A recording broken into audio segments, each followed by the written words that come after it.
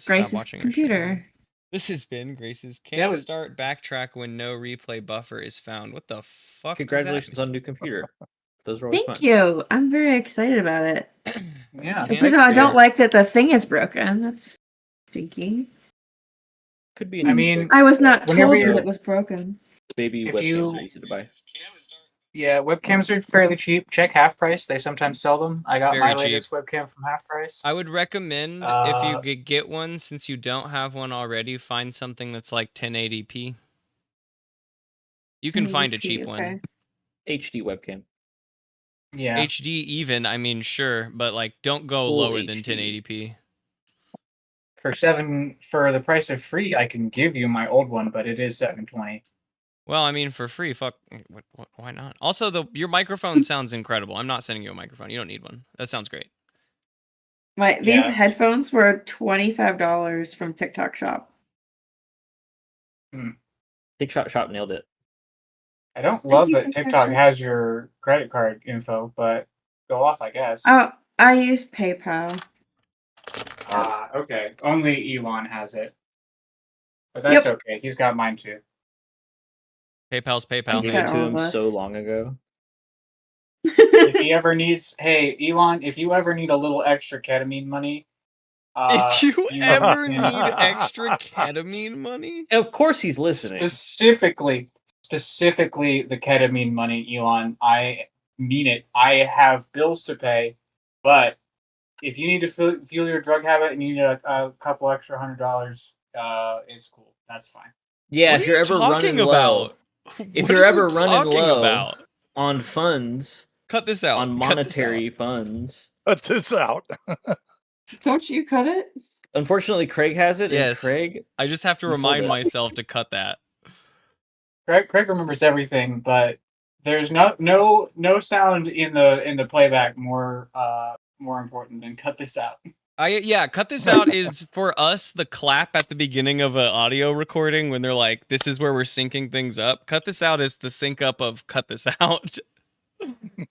I know until X happens, we're good to just chop.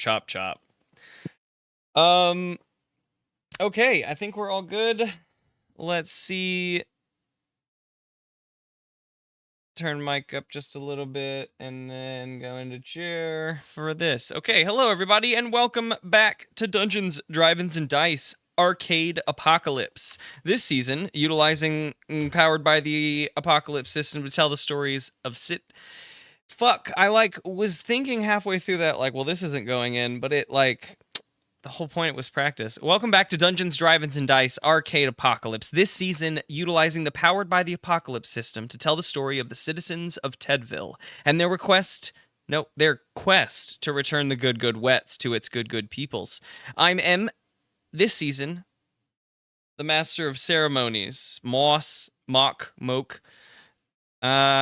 Okay, anyway, we're going to get into our intro question just for us, and that is, I feel like it's a leapfrog off of last week's question, which is perfect. If you were going to be in an arcade game, physically, if you got digitized down and put into the game, what would be your least favorite game to be put into? And I thought about this all day. I thought of different takes, things that could be funny. But what ultimately came out of that was the fact that I think being in a Street Fighter game would be the worst for me. I would just get my ass kicked for however long I'm in the game for. What am I going to do against Ken? You know? That dude just fucking palms me and I'm down for the count. Imagine playing an arcade game and the other dude is Ken and he goes, "Whew!" And then your character you're playing goes, "Ah, hold on, stop, Ken, stop. Oh, that one hurt." That's so fucking funny to me. That's all I've been thinking about all day. Now you've got to fight Zangief for the next 4 hours. Two of his arms hold me up while the other two just beat the hell out of me. No, wait, that's Goro. That's Goro. Zangief is the big wrestler man who grapples people. Yeah. Oh, does he? He grabs him and does the flip backwards, or is that also Ken? Anyway. And speaking of Zangief, this question made me think about Wreck-It Ralph. I'm Theodore Stringer, and I play Dill.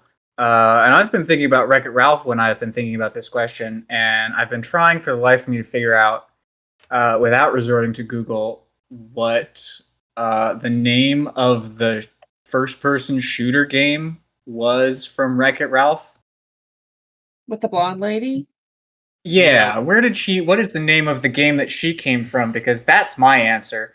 That with those game. bug things? With the bug things. It has all of the worst elements. It is a fast-paced first-person shooter where you climb a tower full of bug monsters that spawn infinitely and come from all directions. And that glitch guy was really scary in that movie. For like an animated movie, he was kind of spooky. Those movies, both of them, 1 and 2, slap. 10 out of 10 recommend. At least 9 out of 10 seriously recommend Wreck-It Ralph and Wreck-It Ralph 2. I don't know anyways, if I've seen the second one, but the first one hits hard. Gabe and I saw it in theaters, and it was fire. It made us cry. We did. We did. Wept. And my name is Lawrence, and I play Zangief. Actually, I play the DeLucas Chop House answering machine, of course. And arcade game I would not like to be sucked into. There's a few obvious answers: skee ball, Pac-Man, pinball machine. Mm-hmm. I thought Deer Hunt. Wait, That's the one that I think would be the worst. But in most of these examples, you are There's character. no civilization. Are you saying you're the trapped deer? in the wilderness? There's no buildings in that game. There's nowhere neither the comfortable to character. sit. We're only looking one direction. Look behind you. There's nothing there. You could technically It's an just be arcade in the game. You could just be a guy who's also now in the viewfinder with all of the There's so many deer in this woods. You can only hope that you're wearing your orange. I can never vest. sleep. There's so many deer.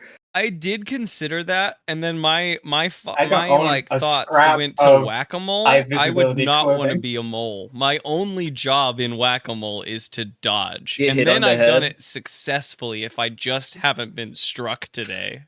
What about the machine that the light goes around in a circle and you have to try and hit the button on the jackpot? There's no part of that I want to be either. If I'm the light, I'm dizzy. If I'm the button, I'm hurt. And every once in a while, there's going to be like some guy who's going to stand there and hit my button for 5 hours. No matter what, that is the one game.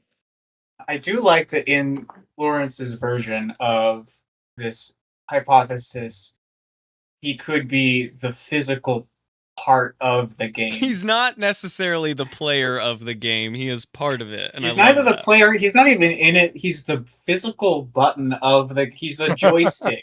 Like, I mean, Yeah, honestly, I wouldn't want to being a be some joystick of the game sweaty would, kid's like, that would joystick suck. too.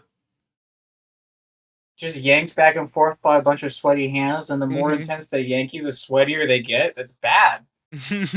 What if I told you, Gabe, that I looked up the name of the game? Please. It's Hero's Duty. She's from Hero's Duty. Oh, that was the whole joke. Yeah, You said duty. Yeah. Duty. That's a spoiler. Cut this out. Cut this out.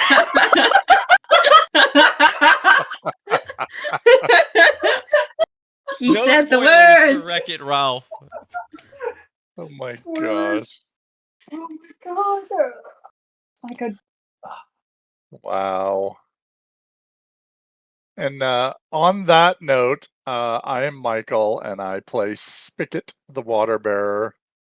And I kind of like Lawrence's take on the physical being of the game. And I would hate to be the claw in the claw game. Like the weakest grip in the known universe. Everybody hates And you. Everyone is so mad at you all the everybody time. hates you, and you're just the most useless piece of mechanical crap ever. That's awesome. Your job 90% of the time is to lightly caress stuffed animals. And let The it go. the guy whose job it is to take the money out of the games loves the claw. It's his Yeah. favorite one. He never has to refill the machine. Yeah, wait, maybe I should just buy a claw machine. Wait a minute. I've been watching No. these dumb YouTube videos of a dude that unloads his coin machine outside of his laundromat, and he just goes through and he's like, well, today my Coke machine made X, and today my dryer made X. And I'm like, man, I bet the money you spent to get into that is a lot, but like the amount of videos I see you collecting X from it feels like it's paid itself off in just what I've seen.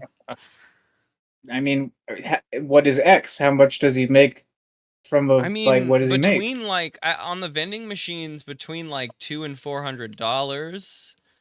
$400 per collection, and on the laundry machines it's pretty vast, up to like 600 on a machine. But I don't know what the collection rate is. Like, where can you put a laundry machine? In a laundromat. You can just put one in there? No, he probably also You can owns own the them. laundromat. You can own businesses, Okay. Gabe. I mean, Okay, the things about okay, the you own things the about building. There with next the- to the other Well, and went, nobody will no, notice. the way you can be I don't know. independent is It's with low like the price. claw machines. The The way low you can be price of independent is with $15 a those. month. You can rent one of the laundry machines in my laundromat. I don't know if someone's going to use it, but if they use it, you can have that money.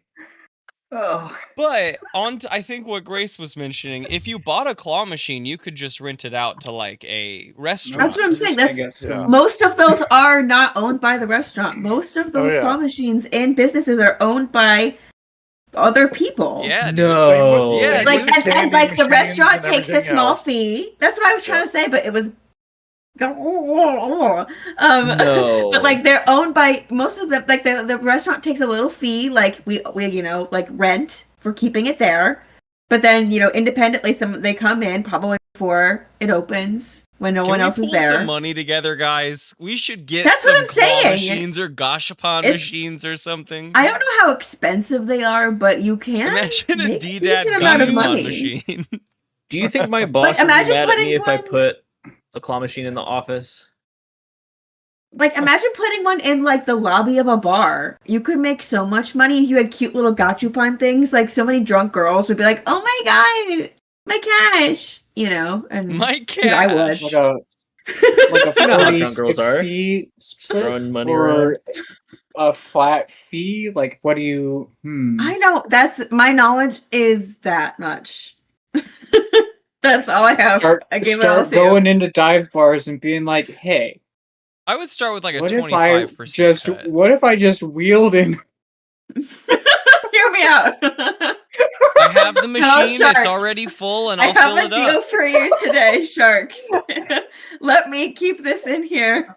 I've got the machine. I did. I've got the dolly. I've got the stuffed animals or Please, whatever. there's no the more room at my tchotchkes are. home, and I have I to do just home need- a couple more hours. I need need to your feed my outlet wife and I and need your kids. wall space, and I'll give you dollars for it. On the flip side of that coin, though, imagine going to a Red Robin and next to the arcade is the laundromat. I love a callback. I love the ambiance here, honey. So fucking loud in this Red Robin. Romantic.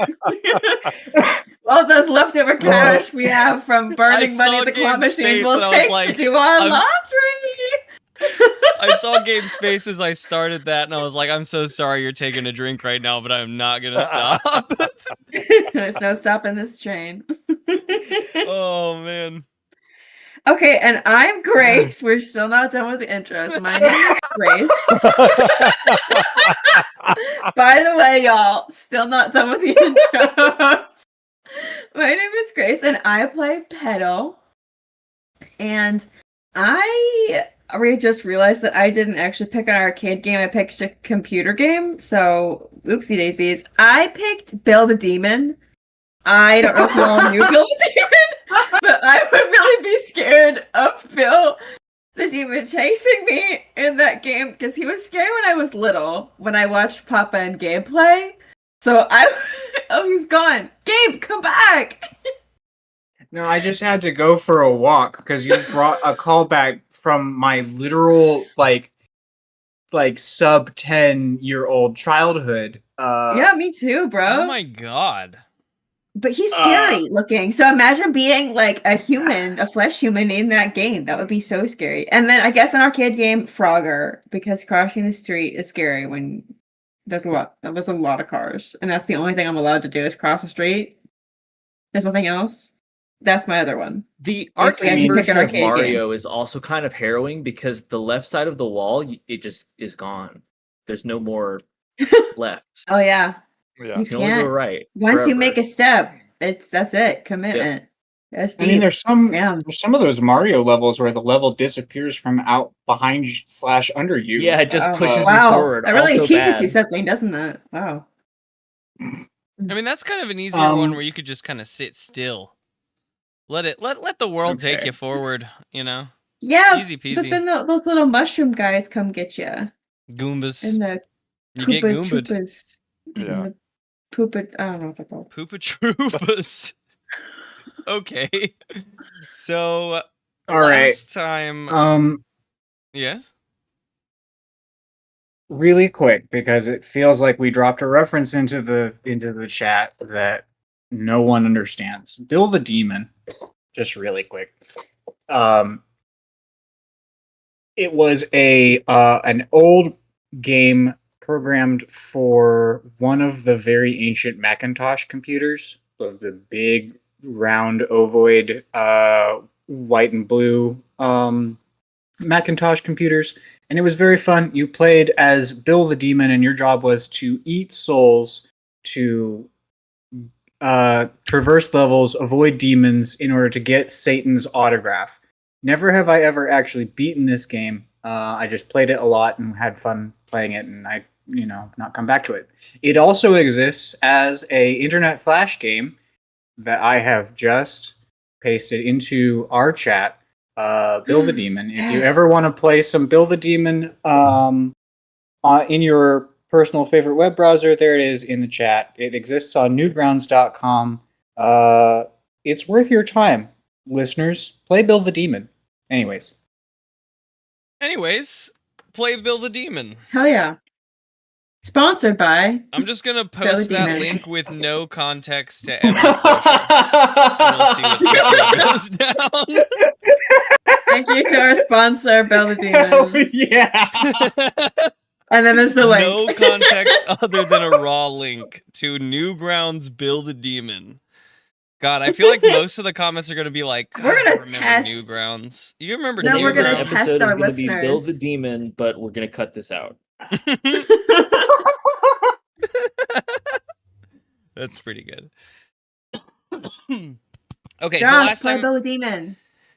last time we leveled Sorry. up, we spent a bunch of time going over the mechanics of all that, and I having to dig through books and stuff. So we're gonna tie these two sessions together, and then Grace got cut out by some hail, which is 100% Yeah. valid. Things happen. But because we didn't wrap that, we're just gonna continue sort of where we left off, pretending that this isn't really session start, that we just kind of have an extra long session tacked on to one another. But just to keep us like caught up on where we were, we did downtime. I'm just gonna kind of go over what I sent to the chat. We did downtime. Dham spent his barter to repair the windshield for the vehicle, so the vehicle is totally good up because that was the only damage it really took. Petal applied bandages to Spigot for her barter, healing him 1, and Spigot gave everyone snacks and warder for his barter. And then Dill sucked on a tailpipe. Petal had a vision. I guess. Oh, it was an engine. It was it was in the engine of a car. You're right. Not a tailpipe, but a head pipe. Dill gave a head pipe. Petal had a vision.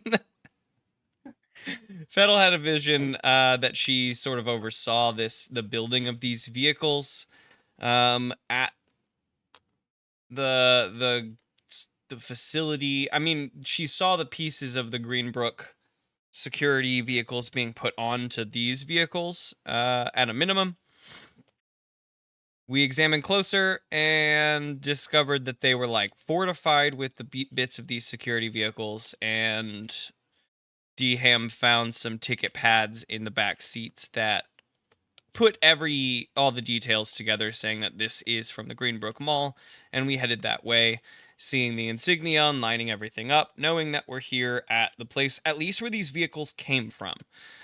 We approached a big black dome that covers the whole mall except for its portico, with a big iron coil and pad on top and a ball. There is a detached parking garage that we have driven up into and parked. It is quiet and silent. I guess I doubled up on that word, but it's extra quiet. And we parked. You guys asked like what we're doing here, and I think the last sentence I have before Grace said she needed to leave was Spigot saying that we're here for the piece of the engine, or the engine itself, at a minimum.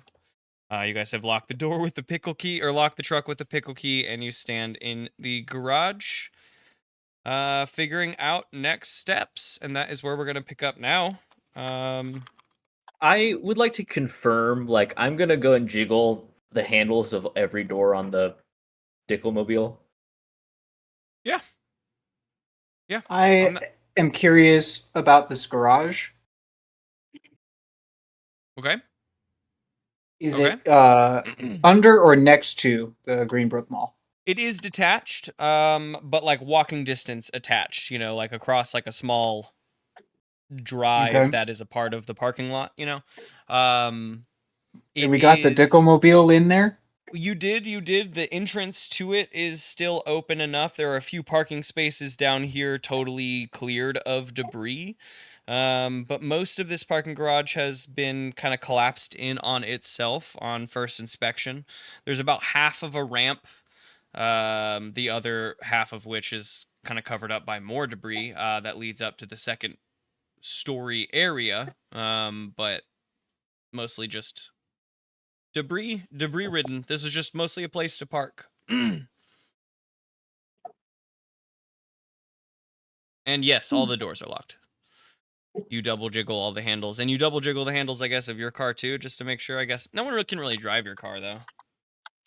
Yeah, my car has a fingerprint scanner. Is You there? don't have those. It's just a smooth it's just hole. It's just a hole that I put my finger into. Anyone can do it, but they just imagine that it's a fingerprint scanner, so don't. Foolproof. I mean, you have to disconnect your head and hands from your body to be able to drive it, so like, Did you ask a question, Grace? Well, I'm trying to find the basic moves again to see what, because I was gonna ask if there were signs of like recent activity in the garage. That were like besides us, but I guess you have to roll for that. So, but I'm looking for it. Yeah, Triangle basic next to moves. Triangle next to moves, triangle next to basic moves. Make sure those both are pointed down. Oh, yeah. Okay. Your drop-down menus are necessary in Legend Keeper.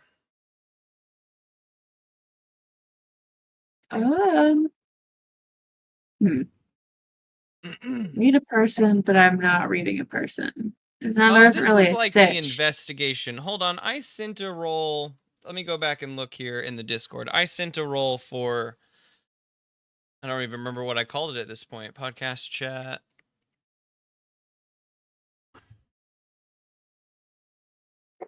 Examine closely. I will pin this message. Let's see. Pin message. Let's just give this a shot.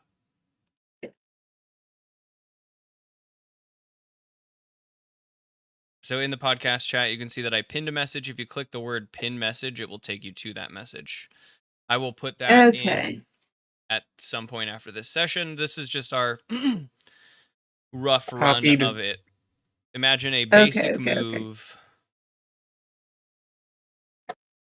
Pasted. Okay, then I will it now We're going to sort the subpages. The subpages are now alphabetical. Examine closely is now in the Legend Keeper. Oh, hell yeah.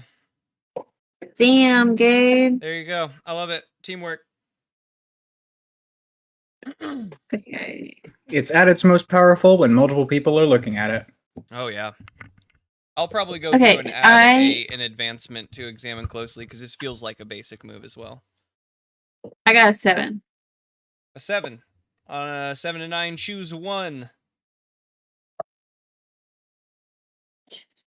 Examine closely for those listening. We have made a roll here as the game dictates. When you spend an uninterrupted moment closely examining an object or location, roll plus sharp. If you're doing so quickly, which you're not, ignore that for now. On a 7 to 9, choose 1, and that is you notice something hidden. You understand exactly what's here. You complete the scan in a snap, and that's those for now. Gabe and I talked about adding some like negatives, but for now, I think that is a valid way to go through it.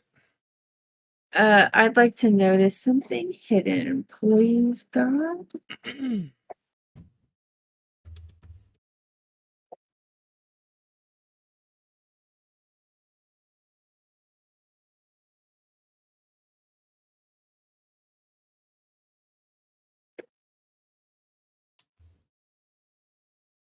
Unless there's nothing You else. peek around. Oh, what's up?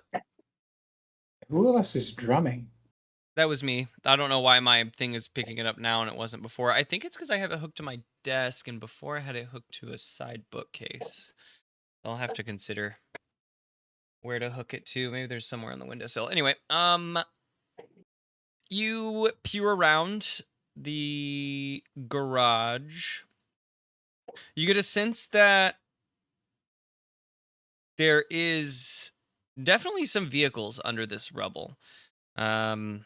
Moving aside a bit, the nearest to you, I think that you are able to uncover the side of a security vehicle using your team to put in a little bit of time. You guys can get it mostly uncovered. And while most of its metal of its body is pretty rusted through the doors and the side paneling and all that, there are a few of the thicker measures that we spoke about on the last vehicles that are apparent here. We'll say there's a cattle guard here on this security vehicle that is still intact and not rusted through. That would go is big enough with a little bit of inspection to fit on the Dilgo. Press 1 to attach to Dilgo. Press 2 to not do that. Oh, I'm Press pressing 3 1. for Santa Claus to show up. Ooh, Santa? I wonder what this I'm world's... tempted to press 3. It's the same view of Santa. We have some thoughts here. It's a little Easter egg for really dedicated listeners. I believe that what we're doing is what the people who live at this mall are doing. This vehicle bears the same insignia. It's Well, let's take that bumper. Let's take that rambar guard thing. What I'll also give you with this, Grace, as you guys start to strip it down, Lawrence, you have a workspace thing. Do you want me to rip it off for you? Yes. Yes. Yes. Still does so. Oh, fucking so easy. Why, thank you. Yep. So I can make some things, but it's gonna take a while, or things will happen about it. So should we do this now, here, right now? Press 1 for here, now, right now. Press 2 for maybe later. Press 4 for we might need Lemon it for our Pfeiffer. escape. You can either spend there's the workspace move here that looks like it imposes a bit extra, or you can spend a barter to get it on there quickly. Like you probably have some bits and bobs inside of you. And I think that's a valid use of a barter, since they are, like, your barter says what, like, oddments worth, right? Like oddments, fucking anything, right? So if you spend, I also have oddments. yeah, I mean everyone has oddments. I just like that to me brings the idea, right, of a sort of rando pouch. Could be anything that I need it to be in this moment. And you're spending a I loot pull out a piece to do blowtorch so. and I weld it to the front real quick like. Fuck yeah. That's a great You've selected use of an number oddment. 6. The blowtorch in my chest. Dill Along with the tears dishes.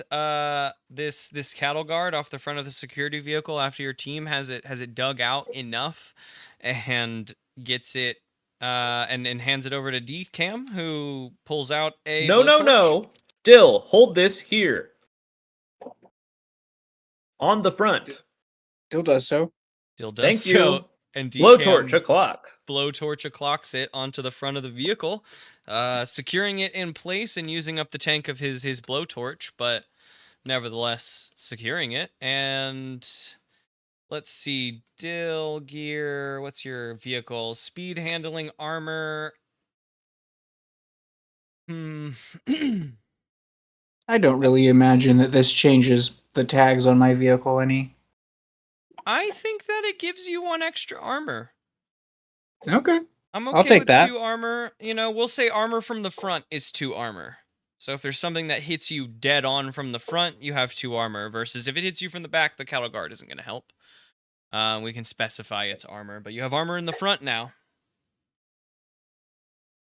There should be something given, I feel like, for an exchange of barter, which, you know, in the grand scheme of things, if you guys are spending a lot of time dealing with in-town things, a barter is worth the amount of food it could take, or like supplies for like up to a week in town. So for Spigot to spend his barter for everyone to have food is fine for me. Healing, fine for me, because there's really no way for you guys to heal outside of having the class for it. And since we don't, maybe we'll spend barter on bandages too.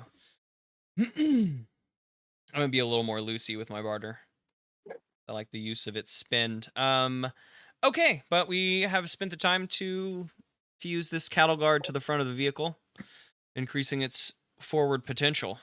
It's better at ramming now, at least. I think you can add that to it, to its like tags, its like narrative tags, is like ramming, or if you can come up with like a good strengths ramming. I don't know. DCam pulls out a knife from his chest and he says, "Press 1 for going in loud. Press 2 for going in quiet. Press 3 for going in backwards with our eyes closed."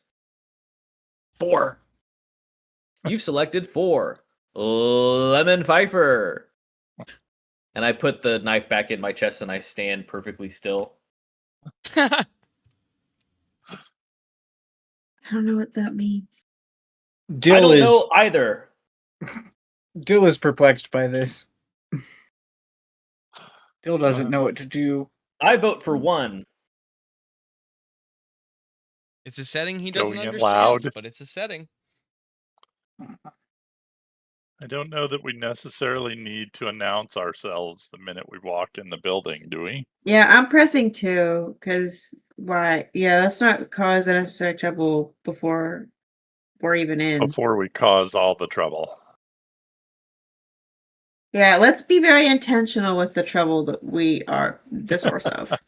DCam Very- puts a hand inside of his chest and you can see the end of a knife's grip, but he's holding the rest of his chest shut. And then he crouches draw. slightly. He does like a Slav squat. Pedal And does the walks okay motion. Like, good job. Like, sounds good.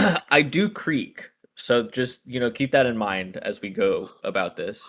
So really, Dill looks even at- going in quiet means going in loud with It's Dill. actually probably louder if I crouch slightly because my God. servos are straining slightly more. Dill looks at Pedal and Deham and squats way down and makes the okay motion, but his fingers curl way too much. Pedal's committed to the motion, so she's like, "Yep, you too, Dill." And then he crabs his way towards the door. It's like Wherever the door is. Zoidberg. I like the camera with work a with whole Decam lot. right behind him, just like making so much noise. It's like a drill every time he takes a step.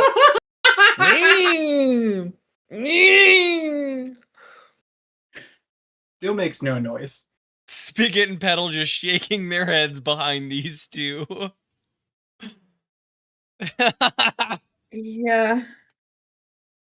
I mean, as we just hit the like crest of the light, right, exiting the garage, you can use the walls still as cover or whatnot, but it's quiet and dead out here, save a few bumbling tumbleweeds in the wind. You can feel a windstorm on the horizon or see it as the wind is picking up, right? Clouds starting to roll in pretty deep off to the east. But just this force field stands in front of you. It's pretty quiet. Entrance portico, seemingly the only way in.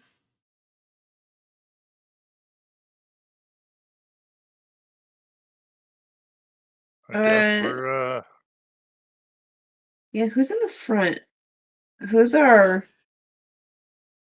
It sounds like Dill followed. Dill. Always Dill. Shit. Okay. The immortal Dill's out low. beef monster. Okay, now that I know that Dill's in the front, if there's some kind of like religious gesture the water bearers have, like crossing themselves, I'm doing that as like a please water. We need all the help we get, water people. A brief thunder crack off in the distance. Okay. I think then, since we're all talking about it, then Dill has also realized that he's in the front. oh god. And that's also stressful, and Dill's freaking out, and Dill's sweaty, and leaving chromatic pools behind him as he squabbles. Yeah, Dill sweats like diesel. God. Gatorade and diesel. I'm curious how many descriptors for Dill's sweat we can get throughout. I don't know how many more I've got, but we'll see. Anyways, so, we have to like watch where we step as we follow behind you. Yeah, probably is a strong word. Should is accurate. Have to is biohazard. But anyways, all of this is to say that Dill's gonna trip his contaminated move. The other one, and so I've been given permission by our Master of Ceremonies to also play the other one. So I'm going to continue our description. Dill's posture changes. He goes from he had ceased his crab walk while staying in the position, and like looking up at what are we looking at? This portico, this entrance. What is wrought this? iron? Tall? Is it a wall or is it? It is like, can we go over it? Yeah. It is open and leading into blackness. It is just some large wrought iron bars with sheet metal creating this entrance metallic structure you can just walk into, but it is the only piece that juts out from this big black force field in front of you. Sitting on top of it is that coil and ball that I've been alluding to. Mm-hmm. But it seemingly is the only thing that breaks this black dome in front of you. Okay, so it's sticking out of the black dome. Okay, well, Dill's posture changes. He goes from his crab posture to a upright, square-shouldered, regular adult posture. Still 7+ feet tall. Proportioned correctly for that height. My back. His musculature all changes and forms to be appropriate and whip sharp or whatever. And he turns to the rest of you and he says, my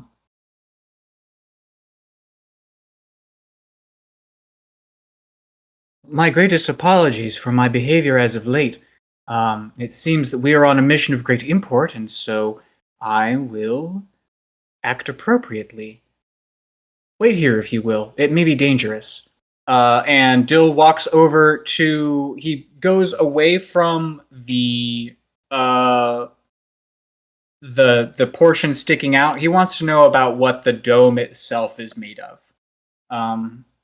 He wants to give it a knock, and he wants to see if he can poke a hole in it, rather than deal with this door and its mysterious coil and ball. For sure. DHam leans over to Spigot and says, "Who is this guy?" I think that's still Dill. Still Dill. Still Dill. Dill saunters up to the border, the barrier, and reaches out to knock on it.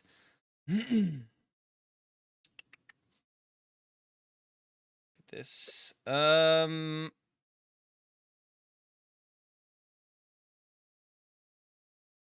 like you to give me a weird roll, Dill. Okay. Good for Dill's stats here. That's the not goal bad. the goal that I've got going on right now is if it seems like I can, my goal is to take 2 fingers and punch eye holes in this dome so that I can have a peek. For sure. And see if it's worth pulling open. Trying to rip open, yeah. Mm-hmm. That is a 6 plus weird for a total of 8.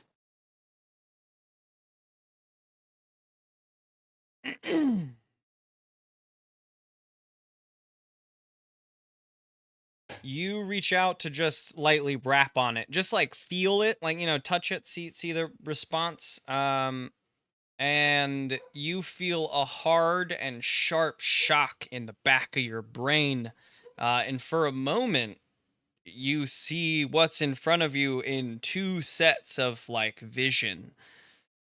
You feel both Dill and the other one present at the same time. There's a bit of panic on both sides, overcrowding in this space. And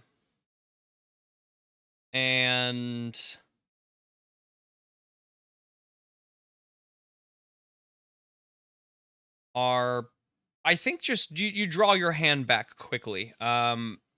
There's a little bit of crossover, I think, in this moment between the personalities.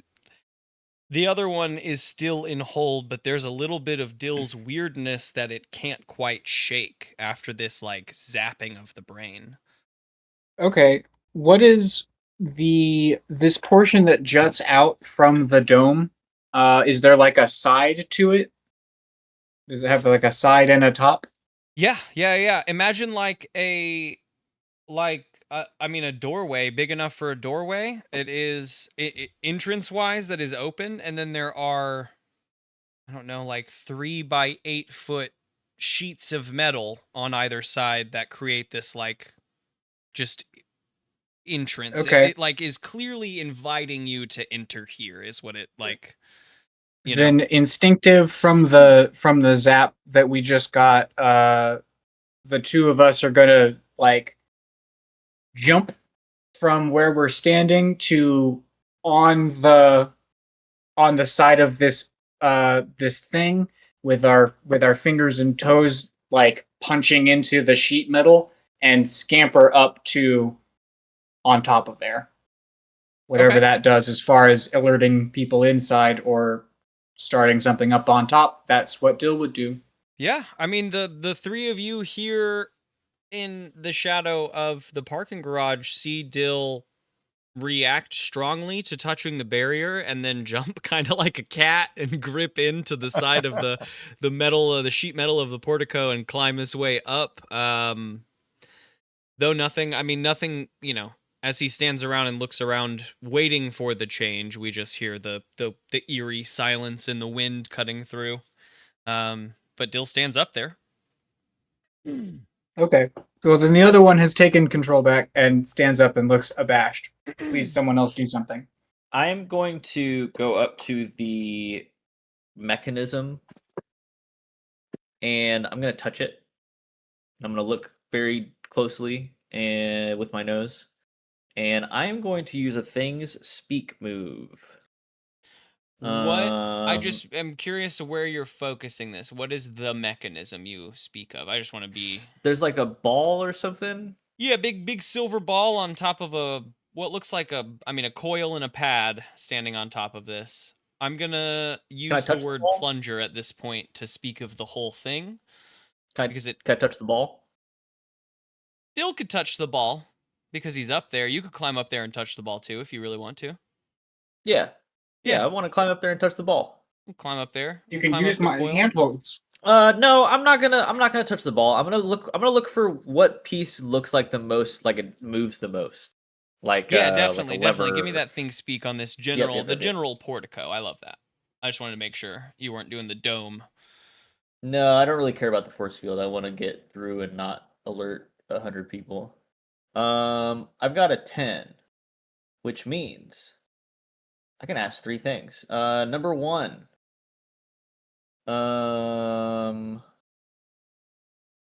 What has been done most recently with this or to this? The outside of this looks weathered and rusty, but there are some hinges at the bottom of this coil that look well oiled and used. And stepping back with that in mind, this has been adjusted to move. I think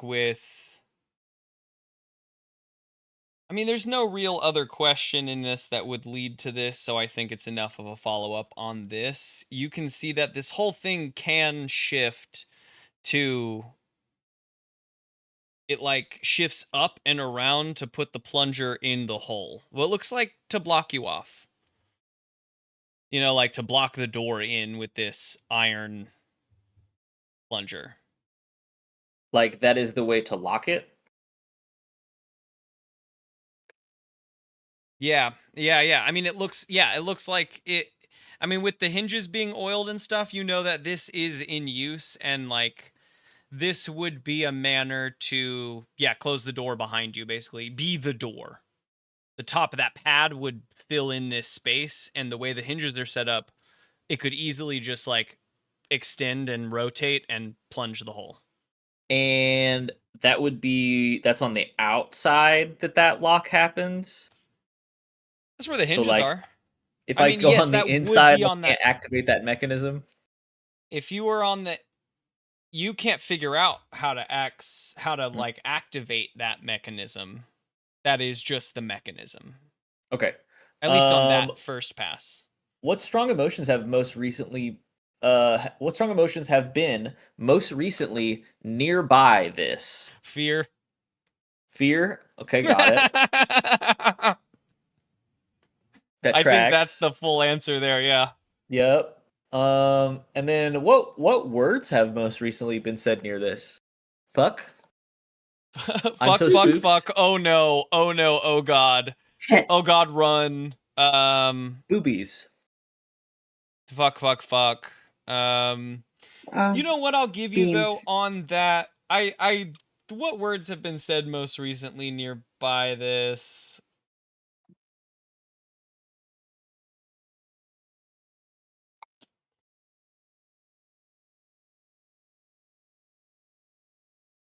I think I'm gonna lean into that line, right? It's probably not exactly fuck. Oh god, I'm dying, but there's this panic and fear and oh god, let's run, let's escape. That's like the general gist of what's been said near here recently. If I could feel fear, I would be feeling fear at this moment. But I do not, so I cannot. I know how to close the door, but I believe we would like to go through. Is anyone else afraid to go through? Like, I'm not. Well, I'm not looking forward to it, but this is I'm not what we got to afraid. do. So Robin bravely ran away. If my name was Sparkalonius, I would be afraid, but it's not. So I'm not. So I am not. Well, if you're not afraid, maybe you should lead the way. I'm And not afraid. Spigot and I could cover your back. Would you like to close the door behind me? No. And I can knock, knock, knock when I'm ready to go out? Well, okay. I will just to follow that up. One, I don't know if Eminem would ever give us, but I would use it in a heartbeat. Let him fight me, dude. Fight me in a rap song. I dare you. Anyway, you do not know how to activate. Sorry, you do not know how to activate it, but you know its full function. Right? There's no button or like, you know, wire Okay, that would be. let me just let me to rephrase make that sure then. that you're activating from the right direction. I don't know how to close this door, but I'm ready to enter the door. I know how the door could be closed, so the door may become closed. As the other one, can I get any bonus to sharp? Dill sharp is a -1.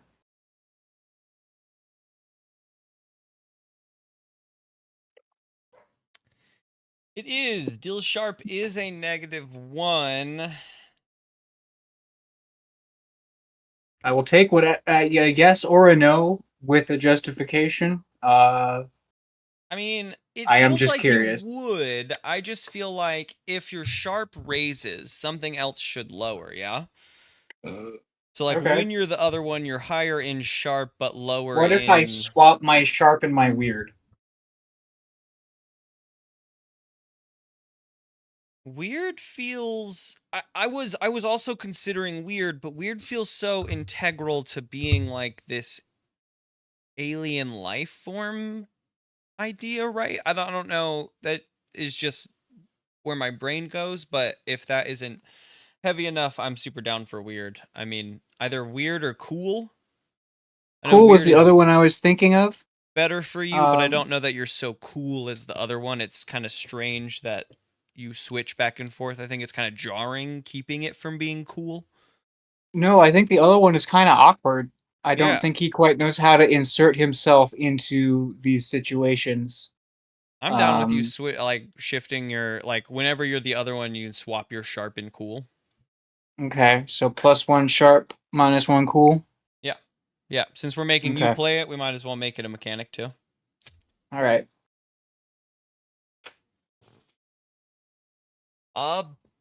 So kid, you were asking if you could switch those stats for what? Just to examine I mean, the I'm situation? considering reading a sitch or examining closely.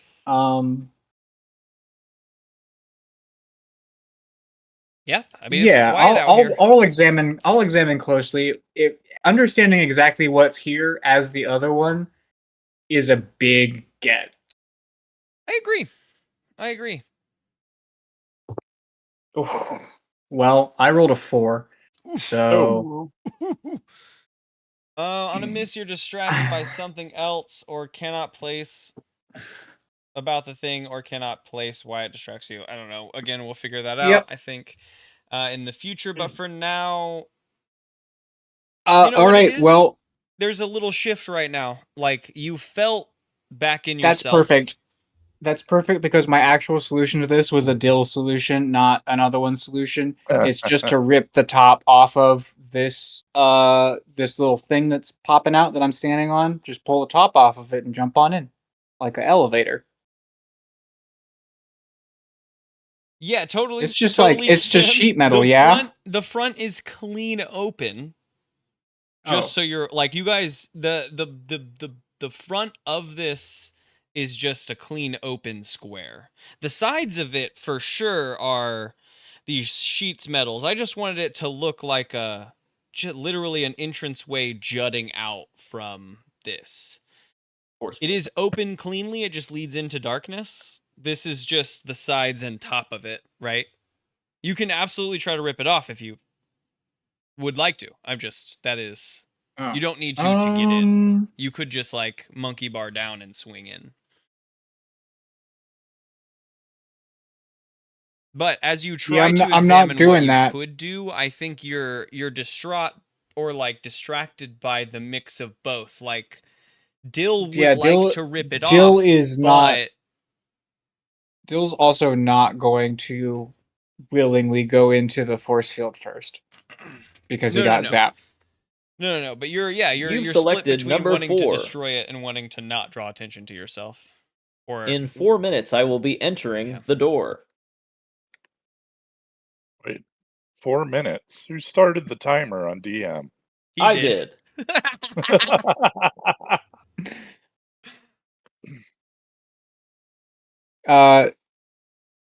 Dill sits cross-legged. Yep, up on top of the portico. Pedal. Just up here, waiting for the timer. How is all this sitting for Pedal and Spigot? Decam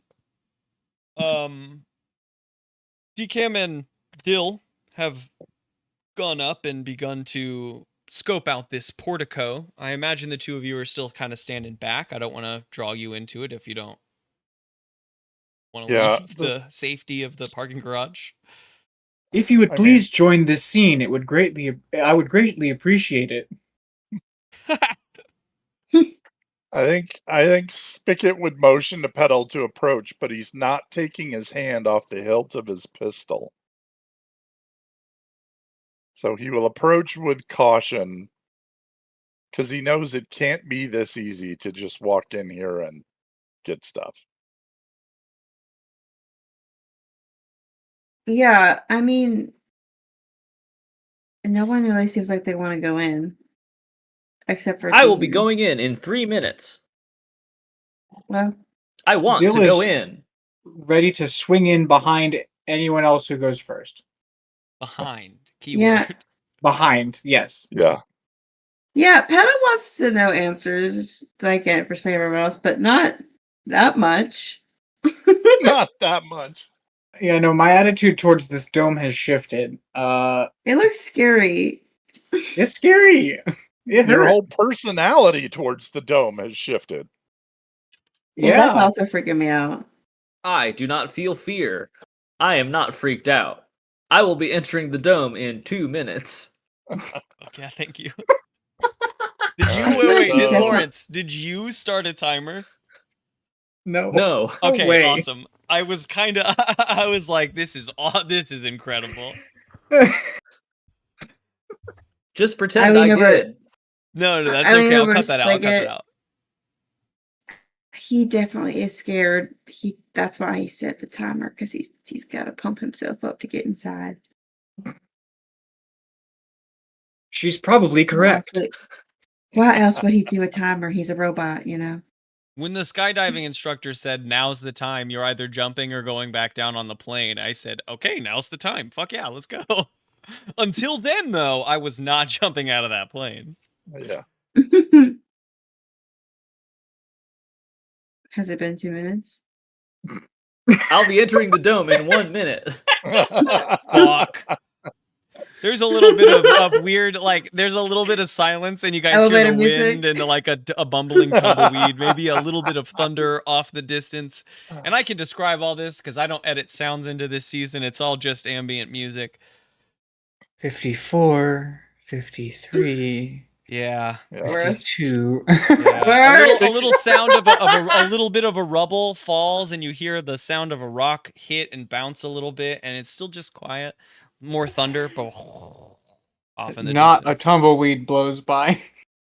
Yeah, Spickett's One breathing starts has to and then quickened a little decides to bit. turn left and tumbles a different direction. A swarm of very fast snails zip by. I'm going to Yeah, go you know in that now. snails are really known for being in the land without constant DCAM walks sun. in alone while everyone's looking at the snails go off. And These it's are like, like the most fried snails we've ever seen, Gabe. What do you mean?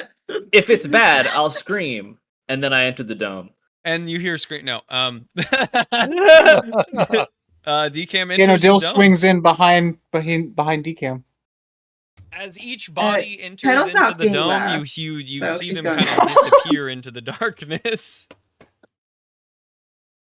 Spigot will follow Dill, leaving Pedal to follow No, in I already behind him. said that I was You're going not behind being Dill? last. Okay. I'm then not Spigot being will left go behind last. last. Spigot and Pedal are just sort of like trying to shove each other to be the next in the dome. No, it's my turn. Dill wants to back out after seeing Dham disappear. But he can't because his momentum, because he swung in. So the two of you see him like flail in the air to try and not go through here, and then go through. Yeah, I mean, you guys enter into the darkness in such a timing that you guys can see Dill hit the ground and sort of flop a little bit before standing up and regaining his composure. You know, the concept in movies when they're like walking through a dark space and there's this bubble of light around them when we're not talking Dungeons and Dragons is just a visual aid for us, the viewers. But they're like technically they're in pitch black there, right? It just is no fun for. I turn on my flashlight eyes. Yeah. I mean, The audience. it's not they can see, so it's not would be what I'd say, right? Yes. I mean, I don't know that they can see in all of those. Like most of them, I don't know that they can. They are walking forward and they're getting to their goal, and they don't do like the director doesn't have them not do it, but I don't know that the characters can see in that moment, even if it's not directed. I just would say that like in those bubble, like they don't really give you pitch black fully moments. You know what I mean? They always give you this weird ambient bubble of light. Lawrence has a fucking flashlight, so I'm gonna give you a I real am the bubble weird of light. ambient bubble of light. Yeah, DCAM turns on his flashlights in this darkness and illuminates a space wide enough to see your group, but the darkness sort of encloses on it. The beams do not just travel into darkness and hit a wall. They are suffocated within 20 or so feet of you. My Your steps- apologies. My eyes are old. Your steps forward echo in the darkness, giving you the idea of being in the tight tunnel, but with this 20 feet of light on either side, right?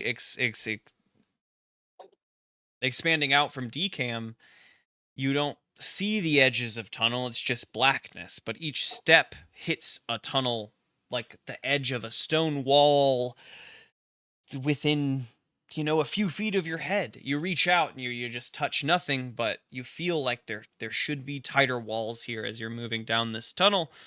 And then you hear the grinding of metal behind you, and this is just this bubble of blackness, but you hear the setting of like a heavy object behind you, getting the sense, as we've examined, that our pathway out has been shut off as we're continuing moving down this darkness. I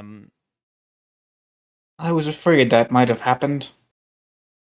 Stop for just a second as that heavy thud occurs. Looking back, you see with DCAM's flashlights the shiny curvature of the ball as you continue.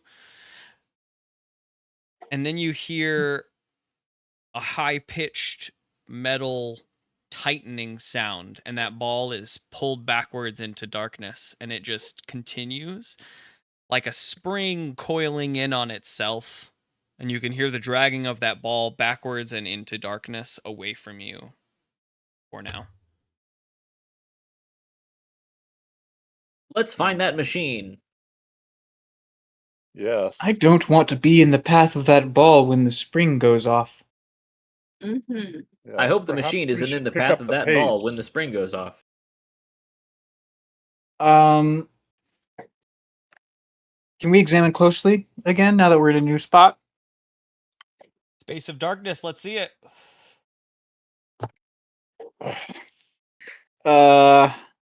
That's a 6.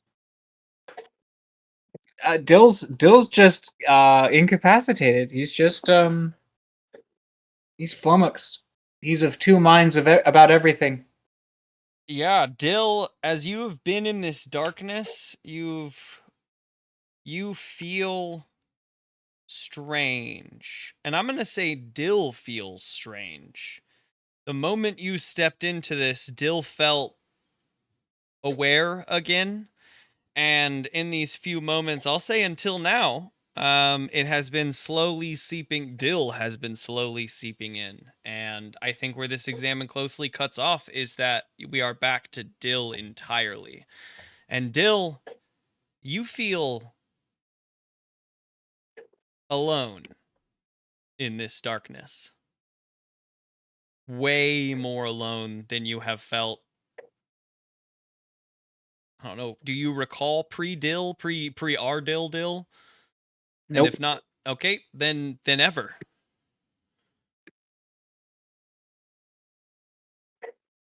Even with your allies within reaching distance.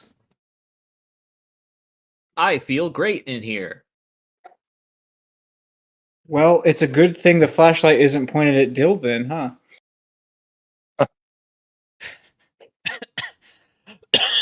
And we hear the tightening of that metal spring stop and a chunk, big, heavy sound of metal sliding God. over stone into place. And stillness around as we move through the darkness. Let's move faster. And then Yes. Yeah, a loud I have chunk. a. Yep. Oh man. No, wait. Before? Before? Last chance. We got a whole ass gang. We gotta find a divot. We gotta find a not be in this hallway. Uh-huh. That's And then basically a what loud I said. chunk. I get out of the and then hallway. You Yeah, me hear too. I'm gone. the sound of metal sliding behind you, and it sounds like you guys start running down the hall. Let's get just from everyone.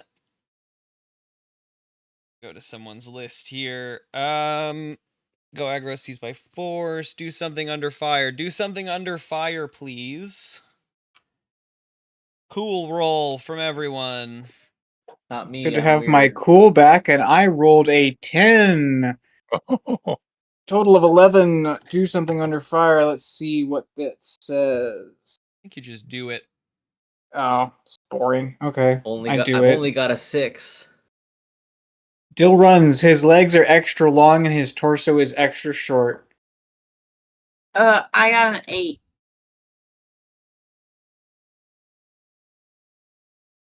And Spigot? Spigot rolled an 11 plus 2. Oh my god!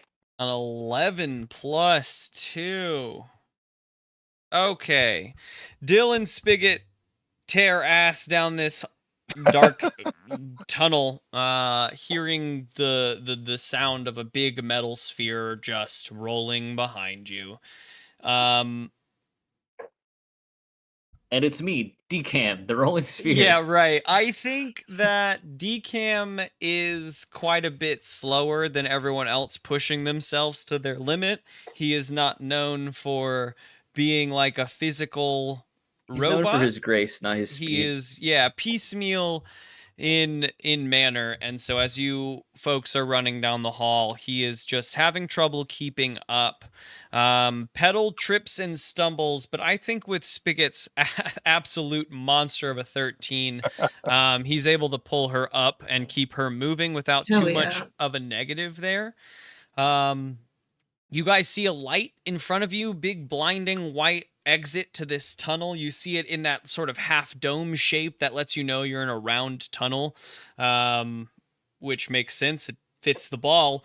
You're running, and that ball is closing in as you hit the light. A wave of sound washes over you, a crowd screaming, blinking lights, flashing in all different directions, ringing bells and dinging sounds, but the only thing most of us are focused on is this ball behind us.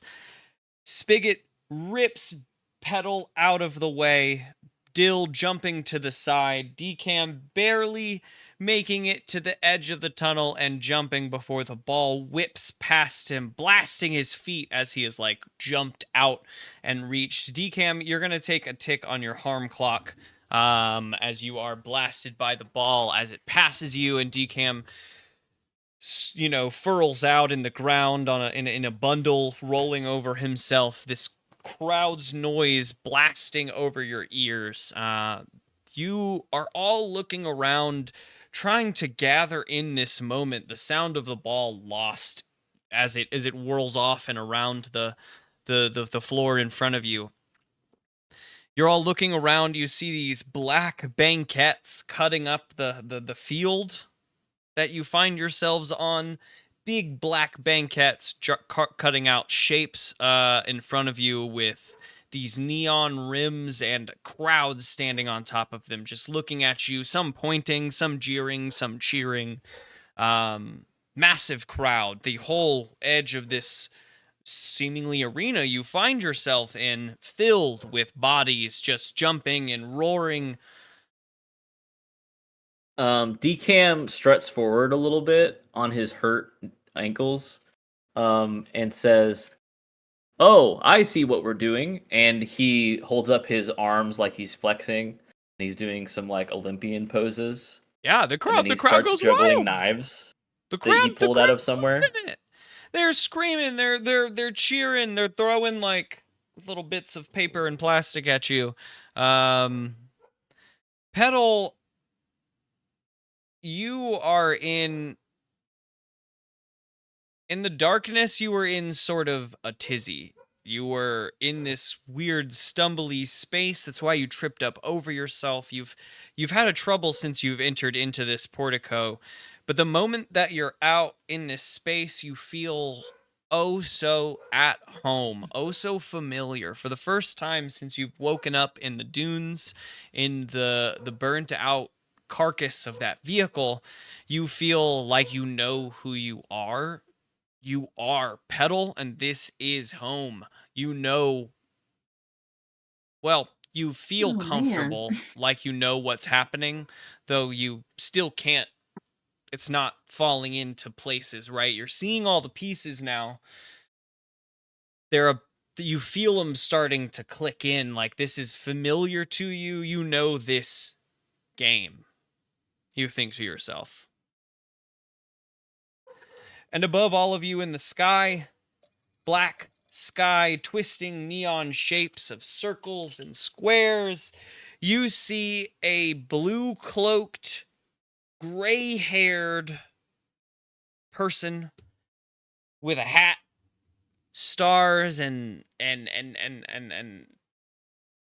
clouds and a moon decorate the hat in gold film, but they loom over the top of you, way larger than life, like they paint the sky above you, and they say, "Welcome to the show! Oh, it's so good to have you back, and you've brought friends!" And the crowd goes fucking wild. They're like roaring and cheering. These aren't my friends. I'd like to read a sitch, Yeah. and I rolled a Isaiah's the 7. character. Yeah. And that's great because I only had one question, and that's where's my best escape route? Get me As out. the It's crowd too is being bright. It's drawn too in. loud. No, thank you. As the crowd is being drawn into this show being put on by the figure above you, this wizardly character above you. Still, you scope around. You see that this field that you find yourself on is entirely rimmed by these big black shapes that are 10, 12 feet in the air in some spaces. Very difficult to reach. They seem perfectly flat, though you're sure you could jam your little fingers in there and make a handhold. You've never been stopped before. But the field is entirely rimmed in by these big black shapes. Lights flash and twinkle all around you. You can see ramps in the back, kind of the direction you're facing as you come out of this tunnel. There are ramps leading up to different blockades on each side of the field. On the left side of the field, you have a blockade with 3 dim bubbles over the top of it. In the middle, a wooden... We've talked about them before, but like Frisian horse style blockade that looks like it's meant there for security. Huge, like as tall as the walls, 10, 12 feet tall. Fully interspaced that you couldn't one generally couldn't just slide right through, but might need to be broken down. And to the right, a ramp leading up to an old stone crypt, a door in its way, and some sigils over the top that are all dim at the moment. And as you scope about the floor, you start to piece some things together. There look like you see a similar sigil deep down on the south of the field, maybe. You see similar bubbles hovering over what look like big circular rubber bumpers in the middle of the field in certain places, and you're starting to get to the idea that there are areas you could escape into, but first you're going to need to open them up.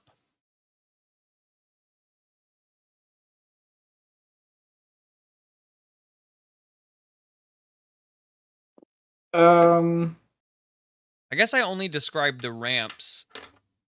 And this wizard character, You could escape up the ramps. how far away is this guy?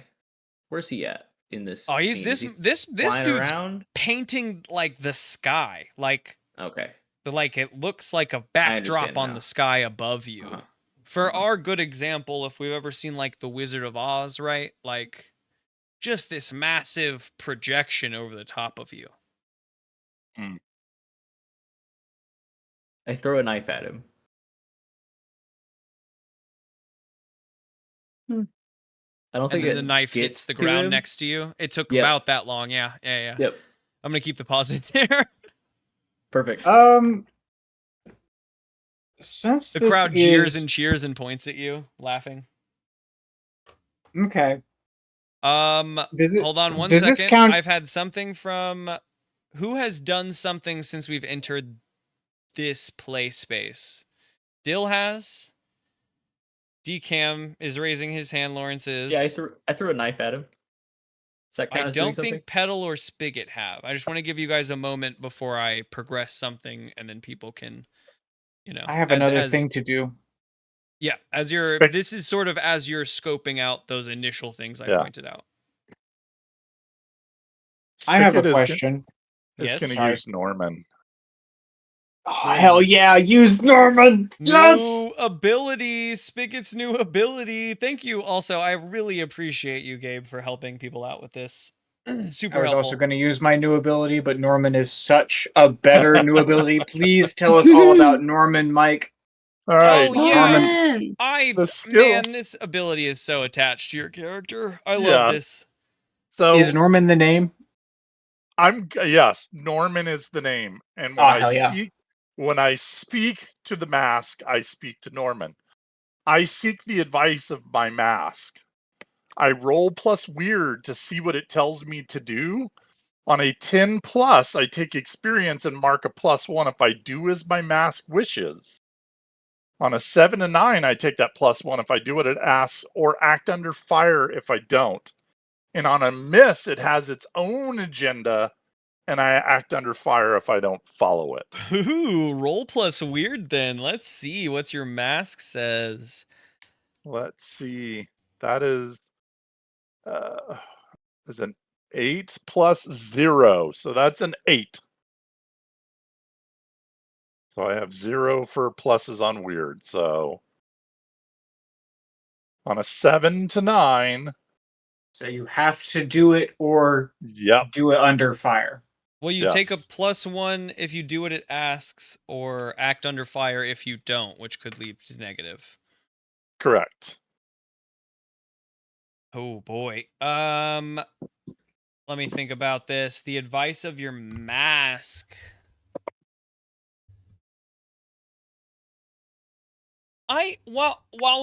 This is a level up ability, right? Yes. But we haven't really played in the space. Is this something that Spigot has had for a while? Have you spoken to your mask before? I think, yeah, because the mask is such a part of his personality and it's so ingrained in his water bearer rituals that it's probably something that when he's fidgeting, he rubs the markings on it. So, like, some of the brass is probably brighter than others where he's run his hands across it. And he talks to it as his form of like self-comfort. But apparently he's reached It's the like a point where the wholesome mask golem. is, yeah, where the mask is speaking back to him. I think let's develop that out. You're doing that. You're doing the same rubbing structure you've been doing in your trying to self-comfort yourself, right? You're rubbing I imagine it's the mustache area. I find myself just like doing this. Yeah. My brother talks about how he just yanks at his beard hair when he's focused, and I can see that because I just sit there and do this little like twirl thing until they're all gone. God, I stroke my beard like Jafar. It's so annoying. No, okay, but I think there's like I have tried to make myself never do single pulls. Like if I'm gonna do it, I'm gonna pull the whole thing because I'm not pulling out beard hairs. My brother talks about literally just sitting there and like thinking on Oh, plucking no. hairs. Yeah, dude. No, That's no. crazy. No, I I mean, he's, like, stroke over my It's a beard full like a grab. wise man, and Yeah. I'm not a wise man. I do the same as I if I can't had relate like to any of these issues. I do the same as if I had one of those long twirly ones, mustache. When I'm I- thinking, I just think. Fair. You don't wait. No physical tick while you're thinking. While you're having a deep ponder, there's not You don't like do you a twirl a thing you hair on do. the side of your head? I've seen my partner. Twirl a do hair. that. You don't scratch your chin. You don't like. I Rub mean, I've noticed the only thing I've like actually noticed, because I guess when I'm thinking, I'm not really thinking about what my body's doing. I'm thinking. I've noticed if I'm like hyper locked in when I'm typing, I will turn my head to the side so my right ear is flush to my shoulder as I'm typing, and I'm like locked the fuck in. Interesting. Like that's okay. when I'm in like and I've noticed I it think like that wait a counts. minute, whoa. Yeah, Oh, for ow, that sure. my counts. neck Like- hurts. Yeah. Like this. Not all the way, but like yeah, like that. Not all the way For- down, but For us on camera, My head as a is physical tilted. representation, apparently what I do is this. I sit here and I do a sharp Doo-doo. pull. Look at that. oh, You can see the area that my like thumb Yeah. is pressing and pulling. you're because like over- a stressed out tiger in a zoo. I mean, over making 10 a little- fucking years of doing the same motion, my body's like, all right, no more hair there. I fucking get it. Now for the first time in my life, I've got beard FOMO. Man, I We always should when I get you a think I fake just beard you can apply for the Look. podcast so you can stroke it and think. I think I squint when I think. That's all I've got. It really I don't really depends do on anything with my hands. the facial hair that you grow, BRB. but I do enjoy having the beard. It's fun. It's good. to Fingers pull off. crossed, I grow zero facial hair. I don't want it. I've never wanted it until this one fleeting moment, but I still don't actually want facial hair universe. Putting it out there. Please don't You- genetically have me grow a mustache. You do get food on it. It's true. I had to Yeah, shave mine it because I looks- kept getting orange juice on my mustache. Yeah, I have to tell Josh to like trim. I'm like, you have to trim around your mouth. It's getting long and gross. How do you not feel it literally trying to get inside your mouth like little spider feet? And he's like, stop it, stop it. I'm like, little spiders, If you little don't bug have it, legs you trying to start- get in you your start mouth. filter feeding. It's bad. No, you have You're a to. As soon baleen as you get it, whale. it's bad.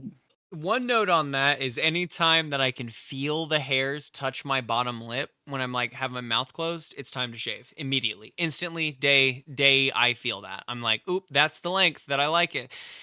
2, look at these fucking pants. I was I don't I know it's totally different, but like I was walking down the street and I was like, I had my bag with me. I was getting off the fucking train from Detroit after a week, and I passed by this shop that had all their clothes outside, and I stopped and I looked at it and I shook my head and I walked down the street, and then I turned right the fuck around with all my stuff, food in my hand, and I like grabbed them. Patchwork Nice. pantaloons. Those are some good. Are they comfy? Are they soft? Yeah. Some I mean, they're excellent like that very patchwork thin, like pants. linen. So they're like a little bit more Linen. like smooth and soft, like a mixture of cotton and He's almost scrub-like. aerodynamic. But they're so thin that like for the summer, it's the perfect pant as a pant wear. Like I'm gonna wear pants during the summer no matter what. I don't give a fuck how hot it is. This is the perfect summer pant, and also they're like the color. Oh, man, what wild style just to come across on the street. My shins will never see the sun. Never. Okay. Bigot, you stroke the runes over your mustache. Oh And- yeah. Yeah. And Bringing it round. We're not just a podcast talks about mustaches. No, we're one that develops mustache lore, and that's what's happening now. And to develop that, I think what happens now this is the lower face mask. There's nothing over the eyes. Right. Oh boy.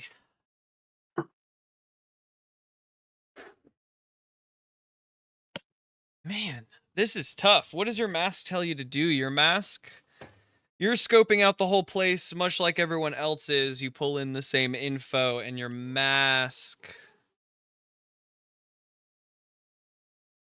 whispers back out of the there is the pipe work ventilation that covers the front of your mouth. You can hear it echoing out of the bottom of those little like pipes in the bottom that create this like metallic beard on your face.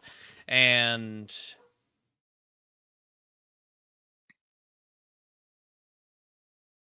it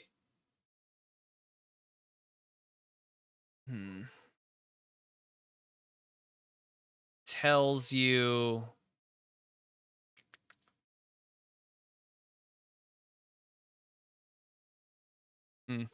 across the field is one of those bumpers with a glowing sort of rune above it, and it is drawing your face towards that.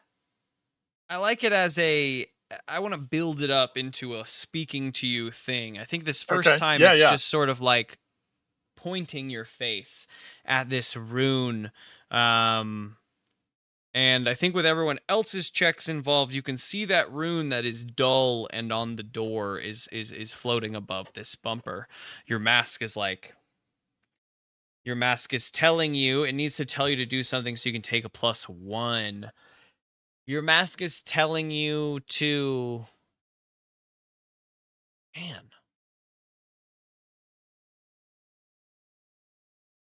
No.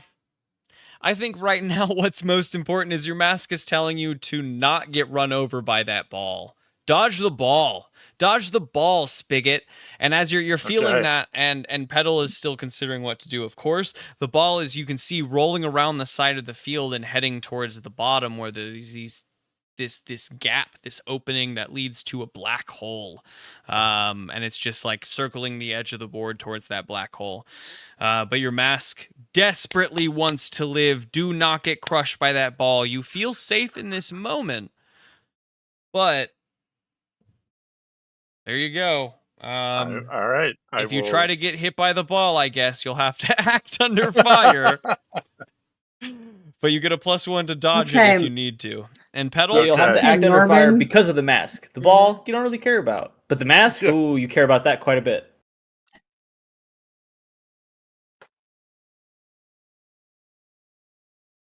Don't disrespect Petal, Norman. everything feels familiar to you right now. Everything.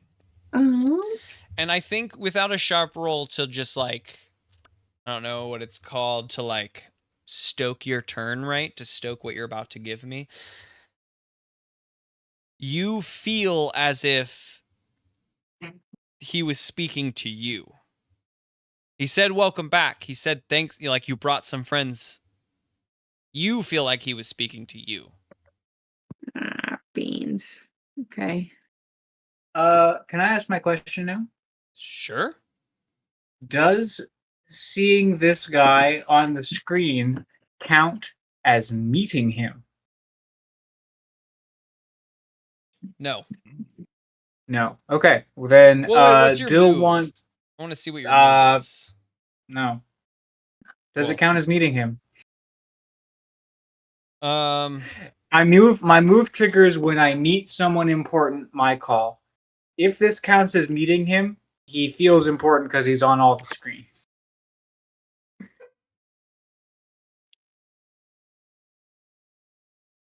Sure. Let's use the ability, but first I want to see what Grace has to do because she still hasn't made any sort of move since we've entered the space.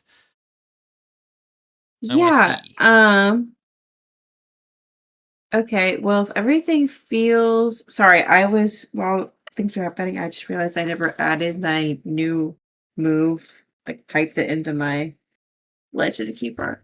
And yours is about it's like the same as... It's ferocious, snarling, shrieking, biting, and quite possibly rabid from the Child Thing playbook. It's when you go aggro on someone, roll plus weird instead of plus hard. Oh. And I'm +1 to weird and -1 to hard. So... Gotta get one of those new moves one of these days. But anyway, everything feels familiar. So just roll back down to my rolls. Is there a role that possibly I could swing of like acting on instinct because everything is familiar? My body knows what to do, even though my brain is still filling in the blanks, like muscle memory. If this is like feels familiar, there must be some gut instinct telling me. Is that a role I can do? I think give me an open your brain to feel what your gut instinct is telling you to do. I know that it's brain versus gut or whatever, but like it the feels psychic like maelstrom. that. Your gut is directly connected to the psychic maelstrom. Yeah, I mean the psychic maelstrom is so fucking everyone knows that. That's a 10. Nice. My brain is so freaking open, bro. This is a familiar game to you, Petal. You feel like you know what's going on. This board is dangerous. That ball is not done. You know that for a fact. You are going to be dodging that ball. You feel it. That ball is not going nowhere. That's the game. Dodge the ball. You feel safe in that knowledge, even though it's on the other side of the board and skating very quickly down that black barrier towards the void in the back through this like little gap. Like you know that it's coming back at you. You know that there is safety in those 3 areas at the top of the board. And I think by examining them over with a fucking 10, you know, like, you get a sense. The middle one with the like Frisian horse blockade, you just need... No, wait, hold on. With the Frisian horse blockade, there are some like metal wires running through it. that you can see, and you would need to be closer to examine them, but they're there, and that fence needs to be electrified, and it will open, granting you safety into the kind of decrepit house beyond. You see a sign behind that fence that says House of hold on. House of Laughs, but the word laughs is painted crudely onto this wooden board that's hanging on by a nail and literally hanging off, and you can see it's covering the word fun. It once was the House of Fun, but now, or no, House of Pain, but now is the House of Laughs, but it isn't. To the left, you can see those 3 unlit orbs. You know that those should be green, yellow, and red, or I guess red, yellow, then green in order. And quickly scoping out the field, you can see very specific bumpers with those colors over them. You know you need to get those hit by the ball. You know that's your game. Your game is utilize the ball to complete these tasks for you. This all feels familiar. The very last one, the decrepit sort of crypt with the door and the symbols, you can see those bumpers as well. And a small hole, you need to shrink the ball, though, with how much is happening on the field around you, exactly how is hard. But you can kind of see the path forward on each of these 3 spaces. The crypt, the haunted house, the house of... just gonna call it House of Laughs. The crypt, the House of Laughs, and the tracks, which is like the very first ramp that cuts up to those 3 orbs that we need to get lit somehow, red, yellow, and green. But it looks like it turns into a road that cuts off inconceivably into the distance, like out and above this area. It seems to be zipping a roadway above you, but this is the entrances up that ramp. Okay, guys, I can't explain how I know this, but then I tell them everything you just told me. And I tell but them, then just so now we all know, because no one's going to get hit by the ball. Like, hey, we're in a giant pinball machine, all right? You don't want to get hit by the ball. Our goal is, I can't remember all the bits and pieces, but our goal is to, and I tell them all like the about the pedals and all, and the bars and all the house and all that stuff. Oh, don't worry. I'm sure this big man is about to tell us how the game is played. And then he says the same thing. Oh no! You've just been given the full rundown by our friend Pedal. Sounds like you got all you need. Good luck. Let's let the games begin. And that ball hits the end of the floor and starts to cut into the void, but the edge of the wall slams up like a paddle and launches the ball towards the middle where the 4 of you stand thematically, so that it makes sense. As the ball is careening towards you, and you look around, you see all these different directions and what we can do, and we're going to draw to a close there and do our session-ending history questions so we can pick back up at the start of our pinball game. Good thing I'll get to listen to the episode recap before next session to figure out what all the things were. Right. Paddle learned. Yep. I took the easy way out, I'm not sorry about it. I'm gonna write that down. Yeah, no, I'm super glad that there were only 4 minutes left on the episode when we got that. Just do a quick scrub through. We know the very Yeah, no, end I'm gonna need is- a couple more listens to what the I pinball feel game's like about. You'll probably The run- you'll probably have to re-record that for the start of this episode. Otherwise, it might be a little tough. For the start of the next episode, I mean. Feel like I gave it a solid enough rundown for someone who has amnesia and also got a 12. Like, I feel like I gave you a lot of 100% nailed it. cool details, but in a way that is like, I have no fucking clue what I'm looking at. Yep. You, the listener, will have to sit and think about it for a minute. Oh yeah, Yeah. 100%. The goal is for you to imagine your own pinball board. I'm glad you said pinball, so I didn't have to, as a GM, just like say that word and like make it like, well, it's obviously pinball. Yeah, because you wouldn't have said it. The big flying man would have said it. You can't turn that Santa. voice off. Once it starts, it's over. So, history questions. We'll just go in order. That's Dill. This is for me in learning names. Dill, Decam, Spigot, then Pedal, Dill. Who knows you better than they used to? And if no one, that's an answer. Pedal those. Pedal knows you better. Pedal mark 1 +1 to your stats with. Oh. Why does Pedal know you better? Just curious. This is not a challenge for the number. I don't really care about, in the end, it's going to be a ton of different numbers, so. Pedal knew me the least, so this change in persona was probably the most jarring. Yeah, That's very true. informative. Yeah, there was a lot of back and forth between Dill and the other one. Decam, who knows Decam better or less than they used to? Oh, it's 100% Dill. Dill had my back in that situation all the way. Dill now knows that I'm not afraid, and so that he can follow in Decam's footsteps. Repeat Hell the same yeah. 29-second section of Not Afraid from Eminem right here. Yep, That's I'm not afraid to take a stand.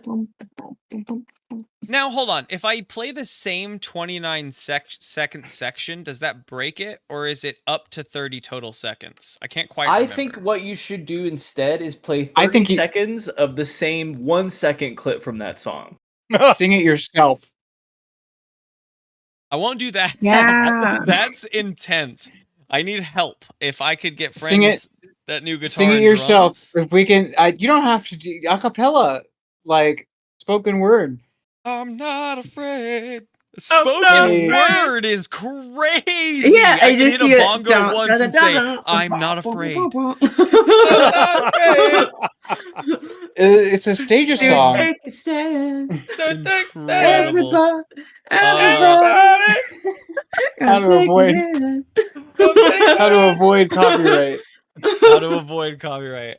Perfect. Okay, so Suddenly Dill, I'm back take in a plus in the one to Principia Decam. wrestler room. Let me know if any of these take you to a +4, but otherwise, Dill, just get that +1 from Decam. And then Spigot, who knows you better or doesn't? That's a good question. I And don't know. I mean, this is 2 sessions, right? This is from. Yeah, well, that's true. Oh man. I can't remember. If we're going back to the both sessions, then it's probably DM because we had a firefight together. You also know that I am not afraid. This is so this started after the firefight. This was oh, that's right. This is post firefight.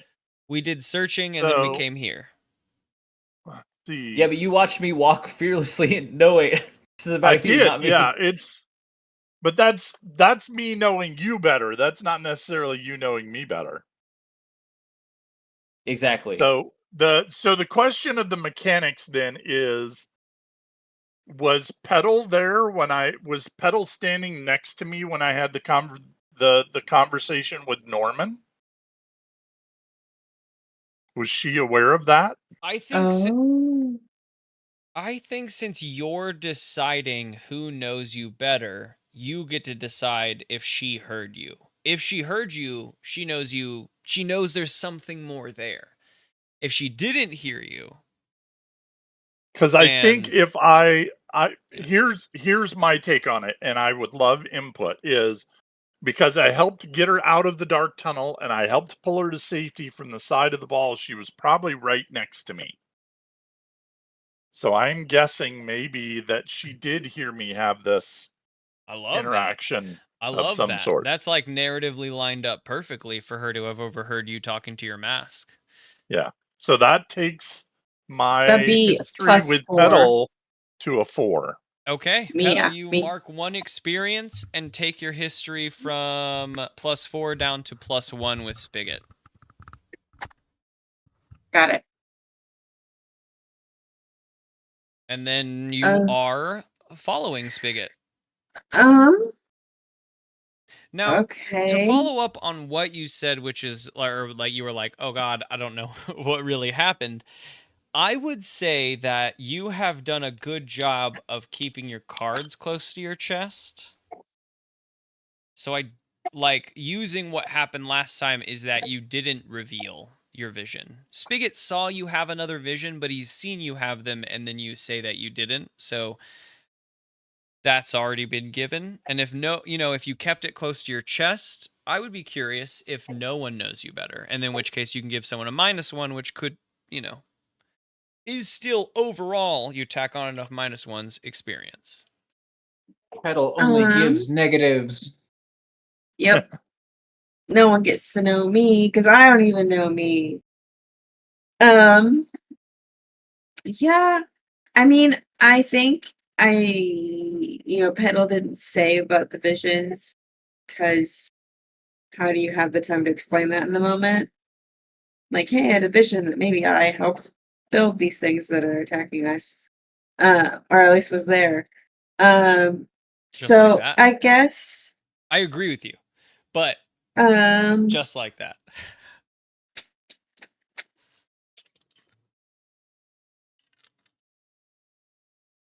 I guess. I mean, I don't really know how to I could target one person for a -1 because I feel like everyone kind of except for Spigot.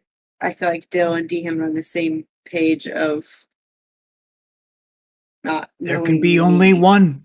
You gotta pick one if you're doing a minus. You just Give us both -1/2. randomly pick. At that point, -1/2. each of you get -1/2. You have to rock paper scissors for it over the camera. No, you This have is to decide. D6. Gabe, D6 off. Here we go. D6. Roll Hell the yeah. D6. Whoever The wins loser gets takes the -1 to Petal. -1. Nope, the loser takes the -1. Well, hold on. I got a 1. Okay, Take so you -1. get the -1. Okay. So then he's back down to 1 instead of +2. No. You don't write that on your sheet, Petal. Oh, He writes lied. that on his sheet. I Yeah. kept it the same. Okay, cool. Great. Cool. And that's Job history. done. And that's this session. Cool. Yeah. I know that seems a GG's, little gang. like cut. No, and it had to be stodgy, but that was that's like perfect. 2 It's bits like of the perfect to same be the thing. end of that session. Yeah, got to have a And he cliffhanger. seems to go to bed earlier. Hell yeah. I would have definitely rushed over that if I had that 20 minutes last week, so I liked having Yeah. 2 hours to do the same thing I Yeah. would have done in 20 minutes for sure. I would have forced us there, or maybe up to the wall, depending on how long we looked at the wall. Cool. That's this. Yeah. Next session, we're just in it. I'm so stoked you said pinball, Lawrence. I couldn't be more happy. Was that me? That was That was you. me. I was like, ooh, keep my mouth one straight line. That wasn't please. me. That was Yeah, it was, definitely me. That was you? Yeah, it was Grace. I I also didn't knew it say was that. pinball as soon as you said It wasn't me. giant ball because you were the one Yeah. that was sending me the pinball app. I was like, oh, it's a pinball machine. I might have said pinball after that. He might have said pinball during the opening. I'm gonna go back and re-listen. I think because Lawrence comes before Grace, and I really feel like he mentioned pinball, and that's why I was like, Hey, I'll take credit for it, but I don't Grace know. would have not. I mean, Grace would have. I Grace- would have been like, oh yeah, that makes sense because she should know Grace a bit more called- anyway, pinball wise. Grace called the encounter pinball for sure. But I do think Lawrence mentioned pinball during Yeah. our opening During about the arcade games. question. Yep. Oh Okay, yeah, that okay. is Yeah, exactly yeah, when I Grace said pinball. definitely- Because you I don't want to be definitely- sucked into one. Yeah, Grace clocked Right. pinball first in the encounter. Yes. Oh, yeah. Yes. I definitely don't want to take that away from you. I was just more like Thank when you. Lawrence was like, thank I you. wouldn't want to play pinball in real life. I was like, well, too damn bad. That is funny. That Guess is what? funny. Is that the opener Yeah. for this episode? Because it should be. Credit though. where credit's due. Next episode, I'm gonna run Bill the Demon. Oh no. Guys, No, we we're all get getting a into turn. arcade games. I can't tell you And- how much when you were like Bill the Demon and Gabe was like, I like Bill the blah blah blah. I was like, what if I put a background Bill the Demon somewhere in this? And I just want to thank our sponsor this week, Build the Demon. Yeah. Bill the Demon. Newgrounds.com. if we did a campaign, it'd have to be in a D6 because D6 is how we move the plot. But if we did a campaign based on the nonsense, weird spread of video games I played as a child, they were so off kilter. I had an ancient Mac and Flash games my father put on there, so it was just the spread is nuts.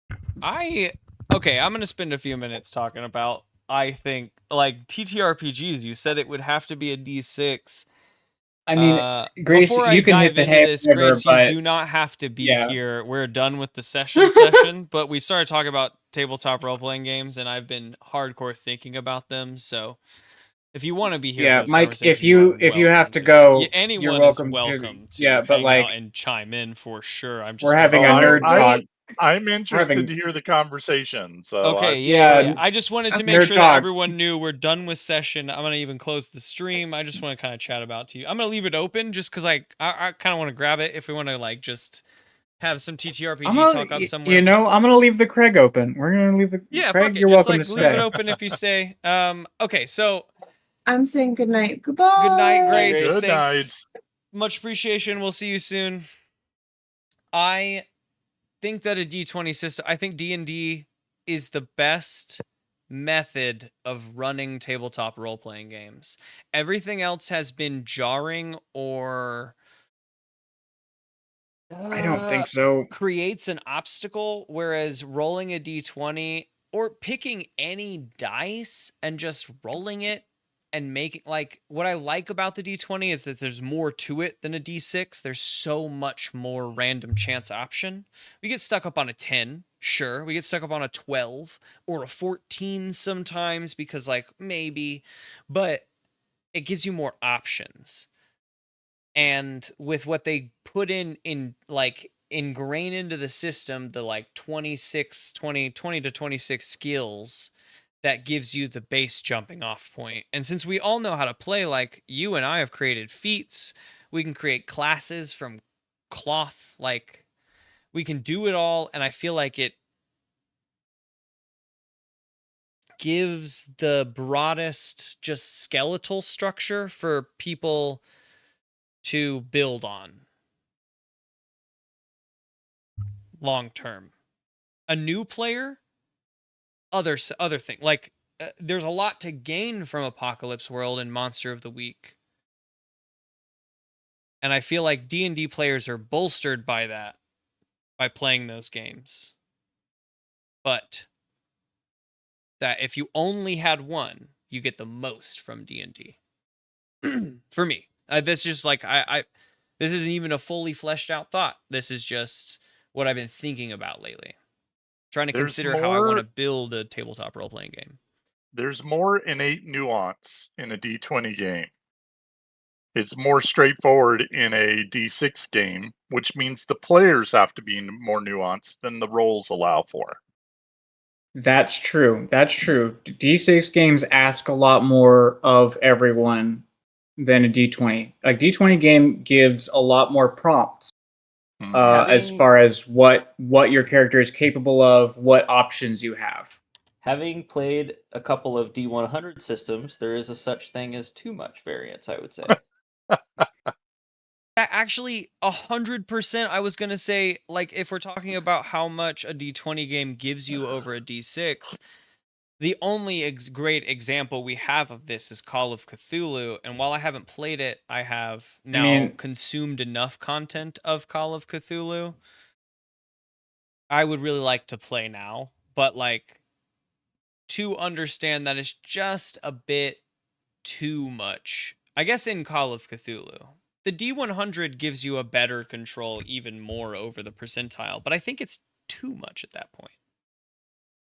I think a D100 is a lot to keep track of. I don't have a whole lot of experience with D100 games beyond, I don't know, does Warhammer count? Warhammer's too much. Warhammer, my tabletop game, that's technically still a D6 game. Okay, Okay, well, well- hold on. That uses I mean, fucking if you're just rulers, talking bro. about dice sizes, it's a Shut D6 the fuck game, up. guys. That's a D6 game. I don't Not know in the what to same tell you. context. It's No, just I know. factually I know, I accurate. know. It is. It is. Okay. Don't get me wrong. Okay. You need about 8 books, but like, We're gonna- yeah, And a fucking tape measure, bro. yep. And a huge table. At Anyways, least 44 by 60 inches. We could not do online role playing with Back- Warhammer 40K. No. No, it's back an army to we for rule. sure we could. There's 40K tabletop games. The We also for have sure. Vorpal board. I have access to Vorpal board, and Lawrence can Even run Yeah. this with the that I've camera played over the are- top. Vorpal and we board could for sure easily could do it. run Warhammer. Anyways, in defense of D6 games, the way that D6 games, the characters' abilities and the stats generally interact with the narrative and pushing the plot forward, D6 games are way faster. You can really move Yeah. with a D6 game because you can just do stuff rather than rolling to see how well you do stuff. Which makes it a Yeah. very different game. It's entirely different if your character can just do something rather than there being gradations. And gradations do definitely change things up, and they make for a very compelling story because you never know what's going to happen. You could roll a 6 or a 2 or or an 18, and those all mean different things. But just being able to affect the narrative is really cool as far as telling a story fast. And if you here's the thing is that I've never actually could successfully run a D6 campaign. And so I don't D&D, I've only played in them, and D&D for me is more long form, both in mechanics and like breadth of story that you're going to tell. Whereas a Facts. D6 system Yeah. is a little bit more episodic. Oh man. Oh, you're making a mini series when you're 100 playing a thoughts on D6. that, though. Yeah. I like to use Apocalypse World as a great example. This game is meant, like, the way that they pitch it in the book. If you just like give a quick read of the way that they want the GM to run it, that's why you guys have barter at the start of sessions. That's why it's so important that Mike does not when he is in control of his like scenario, because that's an important stat. The week by week is big. We're supposed to be playing at the, like, when you play a mobile game and you run a town and you're like, build my forge and build my town hall and whatever, like that's kind of the scale we're playing at. Like, let's go tackle this other area so Yeah, we can get a 14 fucking hours or resource 150 feed. crystals. What do you want to do? Right. Well, It is $1 per but- crystal. it allows you to zoom out. It allows you to play not in the action by action, but in the describe how I am doing the role. Like that's if what I I'm rolling to do something inside of society, to like make a change to the townsfolk or whatever, to incite trouble or Yeah. something, I'm not rolling a specific action per se. I'm rolling to incite trouble, and then I get to narrate, if I succeed, how I have done that, or I get to make an ugly choice to sort of accomplish those things. I think that brings it back to my like concept of D&D being the best skeleton, and to you, like, for long-term players of TTRPGs, to like, I definitely do not, this is not to say do not play them and don't use them. It's just saying that, like, to build the best thing for yourself, or for myself, to build the best thing for myself using D&D as the skeletal structure, and then playing these games to learn the concepts of roles progressing the thing. Like, when you make a perception roll in D&D, to me, it should progress the story a bit. a hair at least. I know we're a lot more minute with how many rolls we make in D&D, but Mhm. like at that scale, it should still progress it. Like if something occurs, I we think that's can't down go to the back and GM. say like, well, it is. No, it is. I just like, but with how much D&D we have played, like D&D specifically, I feel like we have learned a little bit more about the fluidity of the story and like what leans into progressing that. And I think that we're continuously learning. That's not saying that we're masters of it by any means. But like even in the No, last I'm a season, like in master. Wider No, I World, am. you are. You're for Yeah. sure. You're perfect. I can't DM a D&D campaign because it would be too good. Right. But you can play one and it's just 90% is perfect. You don't need more than Yep. that. based on purely Children of the Stars, I can stand behind that. I cannot. Children of the Stars was fucking awesome, dude. The descript like That's what I'm saying. That's what Oh, I'm yeah. saying. It was so good that like we can't. He's not allowed to Oh. play to be the GM would for a be D&D too good. campaign. It was Okay, too good. sure. Yeah. It would be too good. Banned Yeah, I can from the captain's chair. I can agree. I do remember sitting back and nodding to myself while you were describing things. I was like, I can fucking see it all. Oh, I see the place. Yeah, It was the whack. benefit And of being in the being- room with him while he was doing that, where I was able to like look over at him while he was just like the benefit of being hyper fixated with the Warhammer 40k universe is that anytime I have to describe something, I've already heard 100 different people describe the exact same thing already. I've got so many good words because that's 90% of what 40k books are.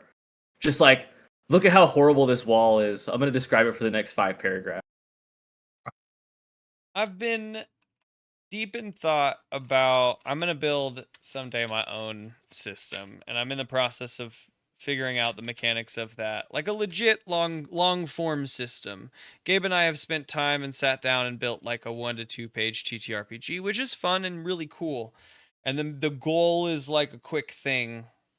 I, as a game creator, I feel like can always make this quick thing last 2 years. Whatever. I've already like considered how to turn that quick thing into a long form campaign. Love it. Love considering all that. But I think that for me, that thought process started with the concept of making a game that everyone can play easily. Like everyone has a D6 in their house right the fuck now, and I would say that almost without hesitation. Somewhere in their house, there's probably a D6. Because What it's if in it's a every progressive fucking game? board game, right? Like it's the most common. If you have a dice, you have a D6, and then maybe you also have everything else. But I also think you got to start even more basic. Coin flip. coin flip. Okay, yeah, The yeah. game Well, starts see, only coin flips. to move away from the basic is that like also buying a set of plastic dice from a game store costs $5.99. So like if the cost of a game is $5.99, I'm okay with that if that means you also get access to a D20. You know what I mean? And if the concept of like building something that can be as narrative as a D6 game, but utilizing a D20 that you've also gathered all these other cool numerical changes on, I feel like you can get more from the D20 system and the gradient of that versus the gradient of a D6. Not, yes, off the ones we've played, I can agree that like there's narrative engagement with those rolls, right? Like even back to Dungeon World, if we think of the world, it's always stuck with me for some fucking reason. The common move of bend don't break or some shit, and then Gabe as a part fighter, part something else had bend bars, break gates or some shit. It was like some way of interacting physically with your environment to lift, to pull, to push, to shatter. But Gabe's thing had like maybe it was Lily's thing. Bend bars, break gates or some shit. It was just about that sounds like a Lily thing. Yeah. affecting the environment in less of a way. Like if I wanted to get through these bars, I can just simply bend them and move through. Simple ability, really cool engagement with that thing. Vinbar's break gates has always stayed with me. I don't know Specific why. problem solving, I think, is something that the D6 games do really well. Yeah. And the specific problem doesn't have to be like physical in world, it can be a narrative problem. And D100 is just too much. It is. That's one of the like earlier Warhammer 40k systems I've played. For Warhammer 40k RPG systems that I played. It's just too granular. This like I love tables. I love tables so much. It's Didn't to me. you? If it's Isn't all that where the tables- massive damage tables came from? Yes, that's the best table. That's the only one you need. That's a good table. Massive- I do the love that massive I damage recall table. us playing in D&D. That shit was tasty, dude. Yeah, I mean, we homebrewed anything that we wanted in that campaign. That's Yep. the OG D&D campaign was a bad mashup of 4th Yeah. and 5th edition plus I the was massive allowed to damage use- table and some homebrew shit. I was allowed to use Spare the Dying to keep the head of a dragon alive as a backpack. Just the head. But he was alive, and that was important to us. I do It not. was, but never ever relevant ever again. We Nope, never we- again spoke to the backpack. We only just remembered that he was alive and chuckled. I don't, as like I have a coworker who I love. I'll talk to him about D&D because I want to foster the relationship of us talking about D&D. I hate when people tell me about their D&D games. It's like talking about your fucking dreams. First of all, I don't want to hear your dreams. It's not that I don't care about you. I love you. No, All it's three of you. 100% accurate. Your dreams do not make sense to me. They can't, and they won't. And so Are you saying telling that? me, Are you saying this on Mike's behalf? Because all three of us were in that campaign. Like it's No, no, not no, no, someone no. else's dream. That's our no, dream. I'm saying this. I'm saying this on everyone's behalf. Like, I Yeah. love. I like, agree with you. The three of do. us chat about I our for D&D sure- campaign all the time. Yep. But I have like I a do agree. coworker I who will never every ever now and want to then. actually hear about someone else's. One Right. time, I I fucking rode a rowboat through a phase out. portcullis. But the thing that Okay. breaks that for me is every now and then I'll phase out when someone's talking about their D&D campaign. I cannot listen. I can't keep up with 3 years of your fun jokes in house to figure out why this is good for you. I can't This do is it. so much lore. But it's never not funny to consider fighting a big dragon and turning its head into a backpack. You don't need to know backstory. You don't need to know anything except that like I get to say that like me and my buddy felt so powerful in this game that we not lot only of- beat the No, boss, but that we one was about healed spite. and empowered the boss and then re-killed him and turned his head into a talking sentient backpack so he could think about his fucking mistakes A for the lot of rest his our life. a lot of our campaign, we were very goal oriented. We were very specific. This is for a purpose. But that one was spite.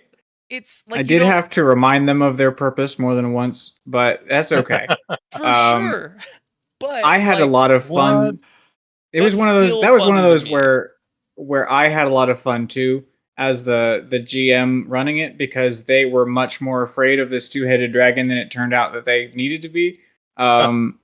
So I managed to like actually scare them with the description and the all of the build-up. And then once the fight started, it turned out that the dragon was not actually as strong, or I nerfed it too much or whatever, because it was 4th edition, so I did nerf him. And so it was fun to watch them then make a fool of him and realize in the midst of the fight that they were making a fool of him and be so upset about how I managed to cow them in the role play portion that they just did all of this, and it's pretty Yeah, fun. You basically convinced us to bow, and we didn't want to. I did. I made he them- I made them fucking kneel. did. Woo!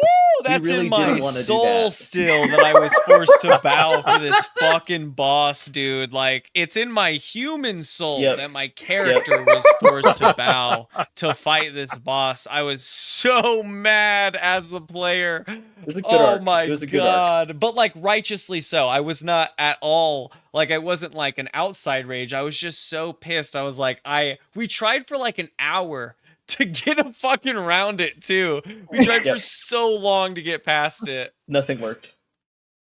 Oh my god. Yeah, I wanted them to fight it, and they didn't want to fight it, and so I got to sort of embarrass them for a while because they didn't want to fight it. I would like to ask you guys what you think about luck, like luck rolls. D&D doesn't have anything for luck rolls.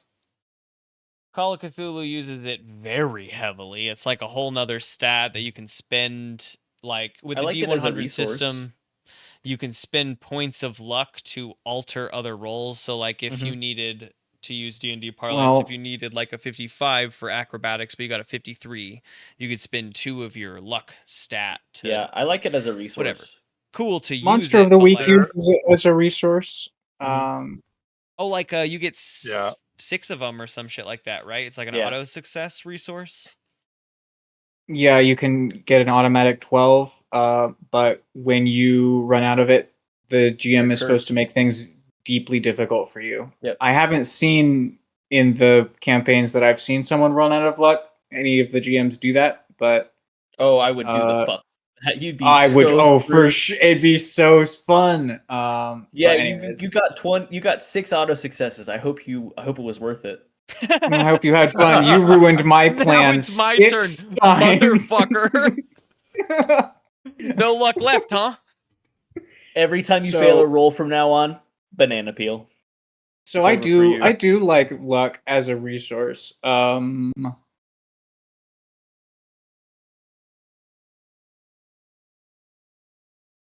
mean, there are variations of it in D&D with portents and woe and inspiration and that are basically luck rolls that give you that extra that you wouldn't have had otherwise. Mhm. So I don't see luck as being any different than those. It's a limited resource. You have to use it well, just like you do with inspiration or anything else like that. It's true. So. I feel like if you wanted to homebrew luck, it would slot into D&D not that difficultly. You Yeah. could give yourself 5 or 6 luck points. You could use it to crit. To me, it feels like I would want to make crits for attack rolls or saving throws cost more luck points than crits for skill Oh, checks. Yeah. That's Yeah, interesting. because if you build your character, I would want to be those like two the to- I crit want those to machine, cost like I did with 2 Norman, Reed Normalman. Like if Norm- I Reed get an Norman. auto crit, I'm doing like 45 damage to you at like level 3. Like you do not want me to do that. So I think I would say 2 luck points for attack rolls or saving throws, or 1 luck Yeah. point for a skill check. And then if you run out of luck points, it's up to the GM to narratively make things difficult for you. I feel like there's got to be a way to resolve that. I feel like you've got to be able to get out of bad luck because it is a long form game. You can't just not have this. You can't just have this negative sit on you. I mean, increasing for- them at an increase, but like even 3 or 5 points, like 5 point, 1 or 3 or 2 or 3 or whatever, but then giving you back 1 on a long rest or giving you back per level. Maybe you return 1d4 luck points or some shit, like every time you level up. Like that could be Yeah, maybe there's a some- max ceiling of it or something, like the most luck that you can store at a certain time Mhm. is locked. Mm-hmm. And then okay, can you bank luck? At a level 20 or at a level up system, you still have a max use of it. Once you hit level 20, you'll never get more of them. You don't need them. You're fucking level 20. But like, what if you do? Like what if you do? That's still a fun resource. The crit that you need at level 20 is the crit that you need more than any other crit in your whole game. That's so true. Yeah. That's 100% fact. Yeah. If you fail that one, you're fucked. Everything in the world is fucked. It's not just you that's not dodging that attack, it's the entire planet. Because what are you doing at level 20, right? Like, we're talking about big ol' stuff. Angels and things Yeah, that you're are trying fighting- to grip your You're world. fighting gods or Mhm. demigods at the very least. You're This fighting is Final Fantasy endgame shit. big dragons. Though I don't know. There's a 300 level Morpeg that lives in my head. That's like an infinite game. That I'm still sort of trying to ponder my way through. But man, That's a lot. I talked to Gabe this weekend. I've been reading through. I'm considering a side thing about like a Game of Thrones style thing. A lot more macro than D&D, but there's this D&D skin called Kingdoms and Warfare, I think, that's about how civilizations combat each other, and the concept is to lay it over your D&D games. So like as a player you get some abilities if you're in the micro, but there's also some macro play going on. I think it's very interesting if we just remove the micro play entirely. Just like wipe the micro play and take this as the stat blocks. Not the bonuses you get, but the full stat blocks. I think could be interesting. And then there's like 8 of them, and I have like concepts on a world. You'll like pick a thing and we'll go from there, and it'll all be side shit, so it's not gonna be like taxing to anyone's schedule if anyone wants to join. But like conceptually, I think it still plays in a D20 system, just with less stats, because we're talking more, you don't need perception. You need to get your spies in their fucking, lines or whatever, which they have stats for. I can't remember what the My sabotage spies need or- perception, though. Yeah. I love these little, I guess that point was going towards, I love these like skins that sit on top of D&D. So like we're using, if we want to get into the micro and play some characters and be a warrior and a fighter and fight some goblins, I can roll for acrobatics and I have my fighter built up. But then I can, Kay was even talking about for a while the book before that they put out, which was Castles and it's Olds?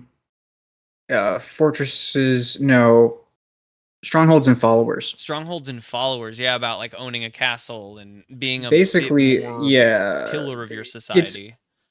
It's multiple scales of play, but basically the stronghold acts as a group character, and I imagine that the kingdom would act as the same way, just sort of one layer out.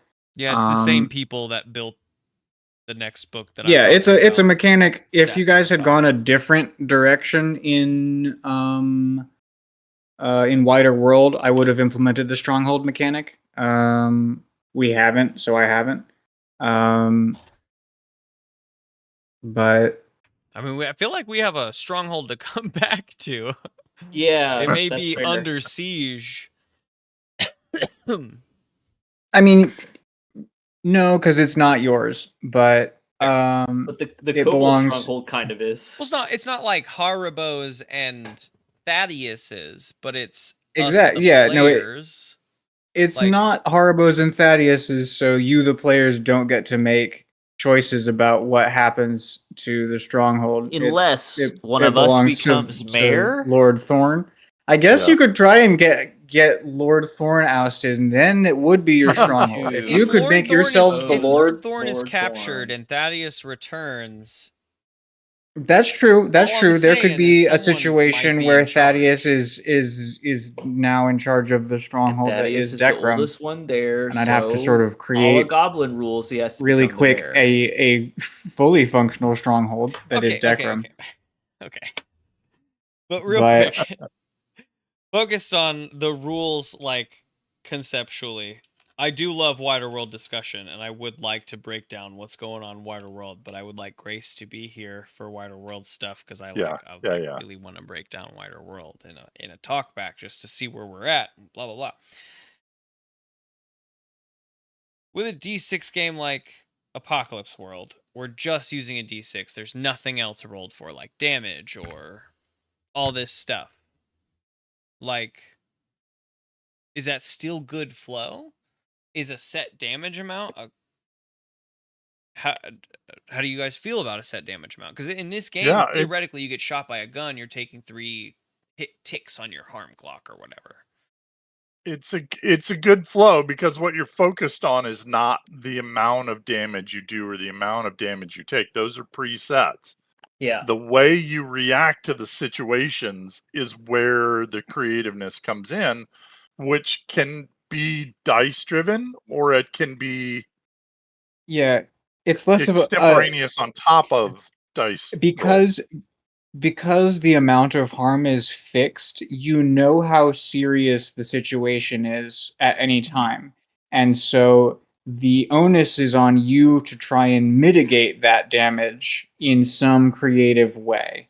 Yeah. And then it is on the GM to reward or punish that creativity however they see fit.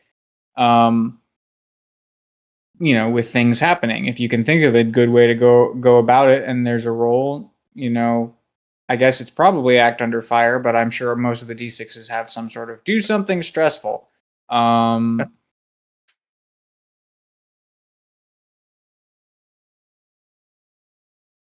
there's a way to mitigate that damage, and suddenly Response, maybe you yeah. have a response or some sort of unseen advantage that you somehow gain from being able to sort of lurch to one side or do something that mitigates the damage, however you've thought of it. Yeah, I think I was recently reading over Break, this like other TTRPG that just came out, and their melee is very, very interesting. I haven't really read through the whole bit yet, but all of their weapons do a set amount of damage that may be boosted by your class or character or whatever, and then mitigated by armor. But like conceptually, even in a D20 rolling system, you know that my halberd will be dealing, as an example, 4 damage every hit, no matter what, when I swing it and when I hit. If you have some armor, awesome, it deals less because you're padded. But my halberd deals 4 damage. That's true. Though when you deal harm in a 2d6 system, generally you are trading harm, not dealing harm. That's true. That's true. They did definitely outline that a little bit more in the second edition with the harm trade. For sure. And I guess that leans into the fact that no matter what is happening, the story is advancing. Because if both of you take 3 harm, we're going to be doing something different. We're both responding differently now, which makes it different. Something has happened now. If I get you with my necro stabs, but you also get me with your buzzsaw cannon, Egg gun. Egg gun, yeah. Okay. Shooting this gun costs over $1 million per minute. The egg gun. All right, gents. I've gotta tap out for tonight. I think Okey-doke. we're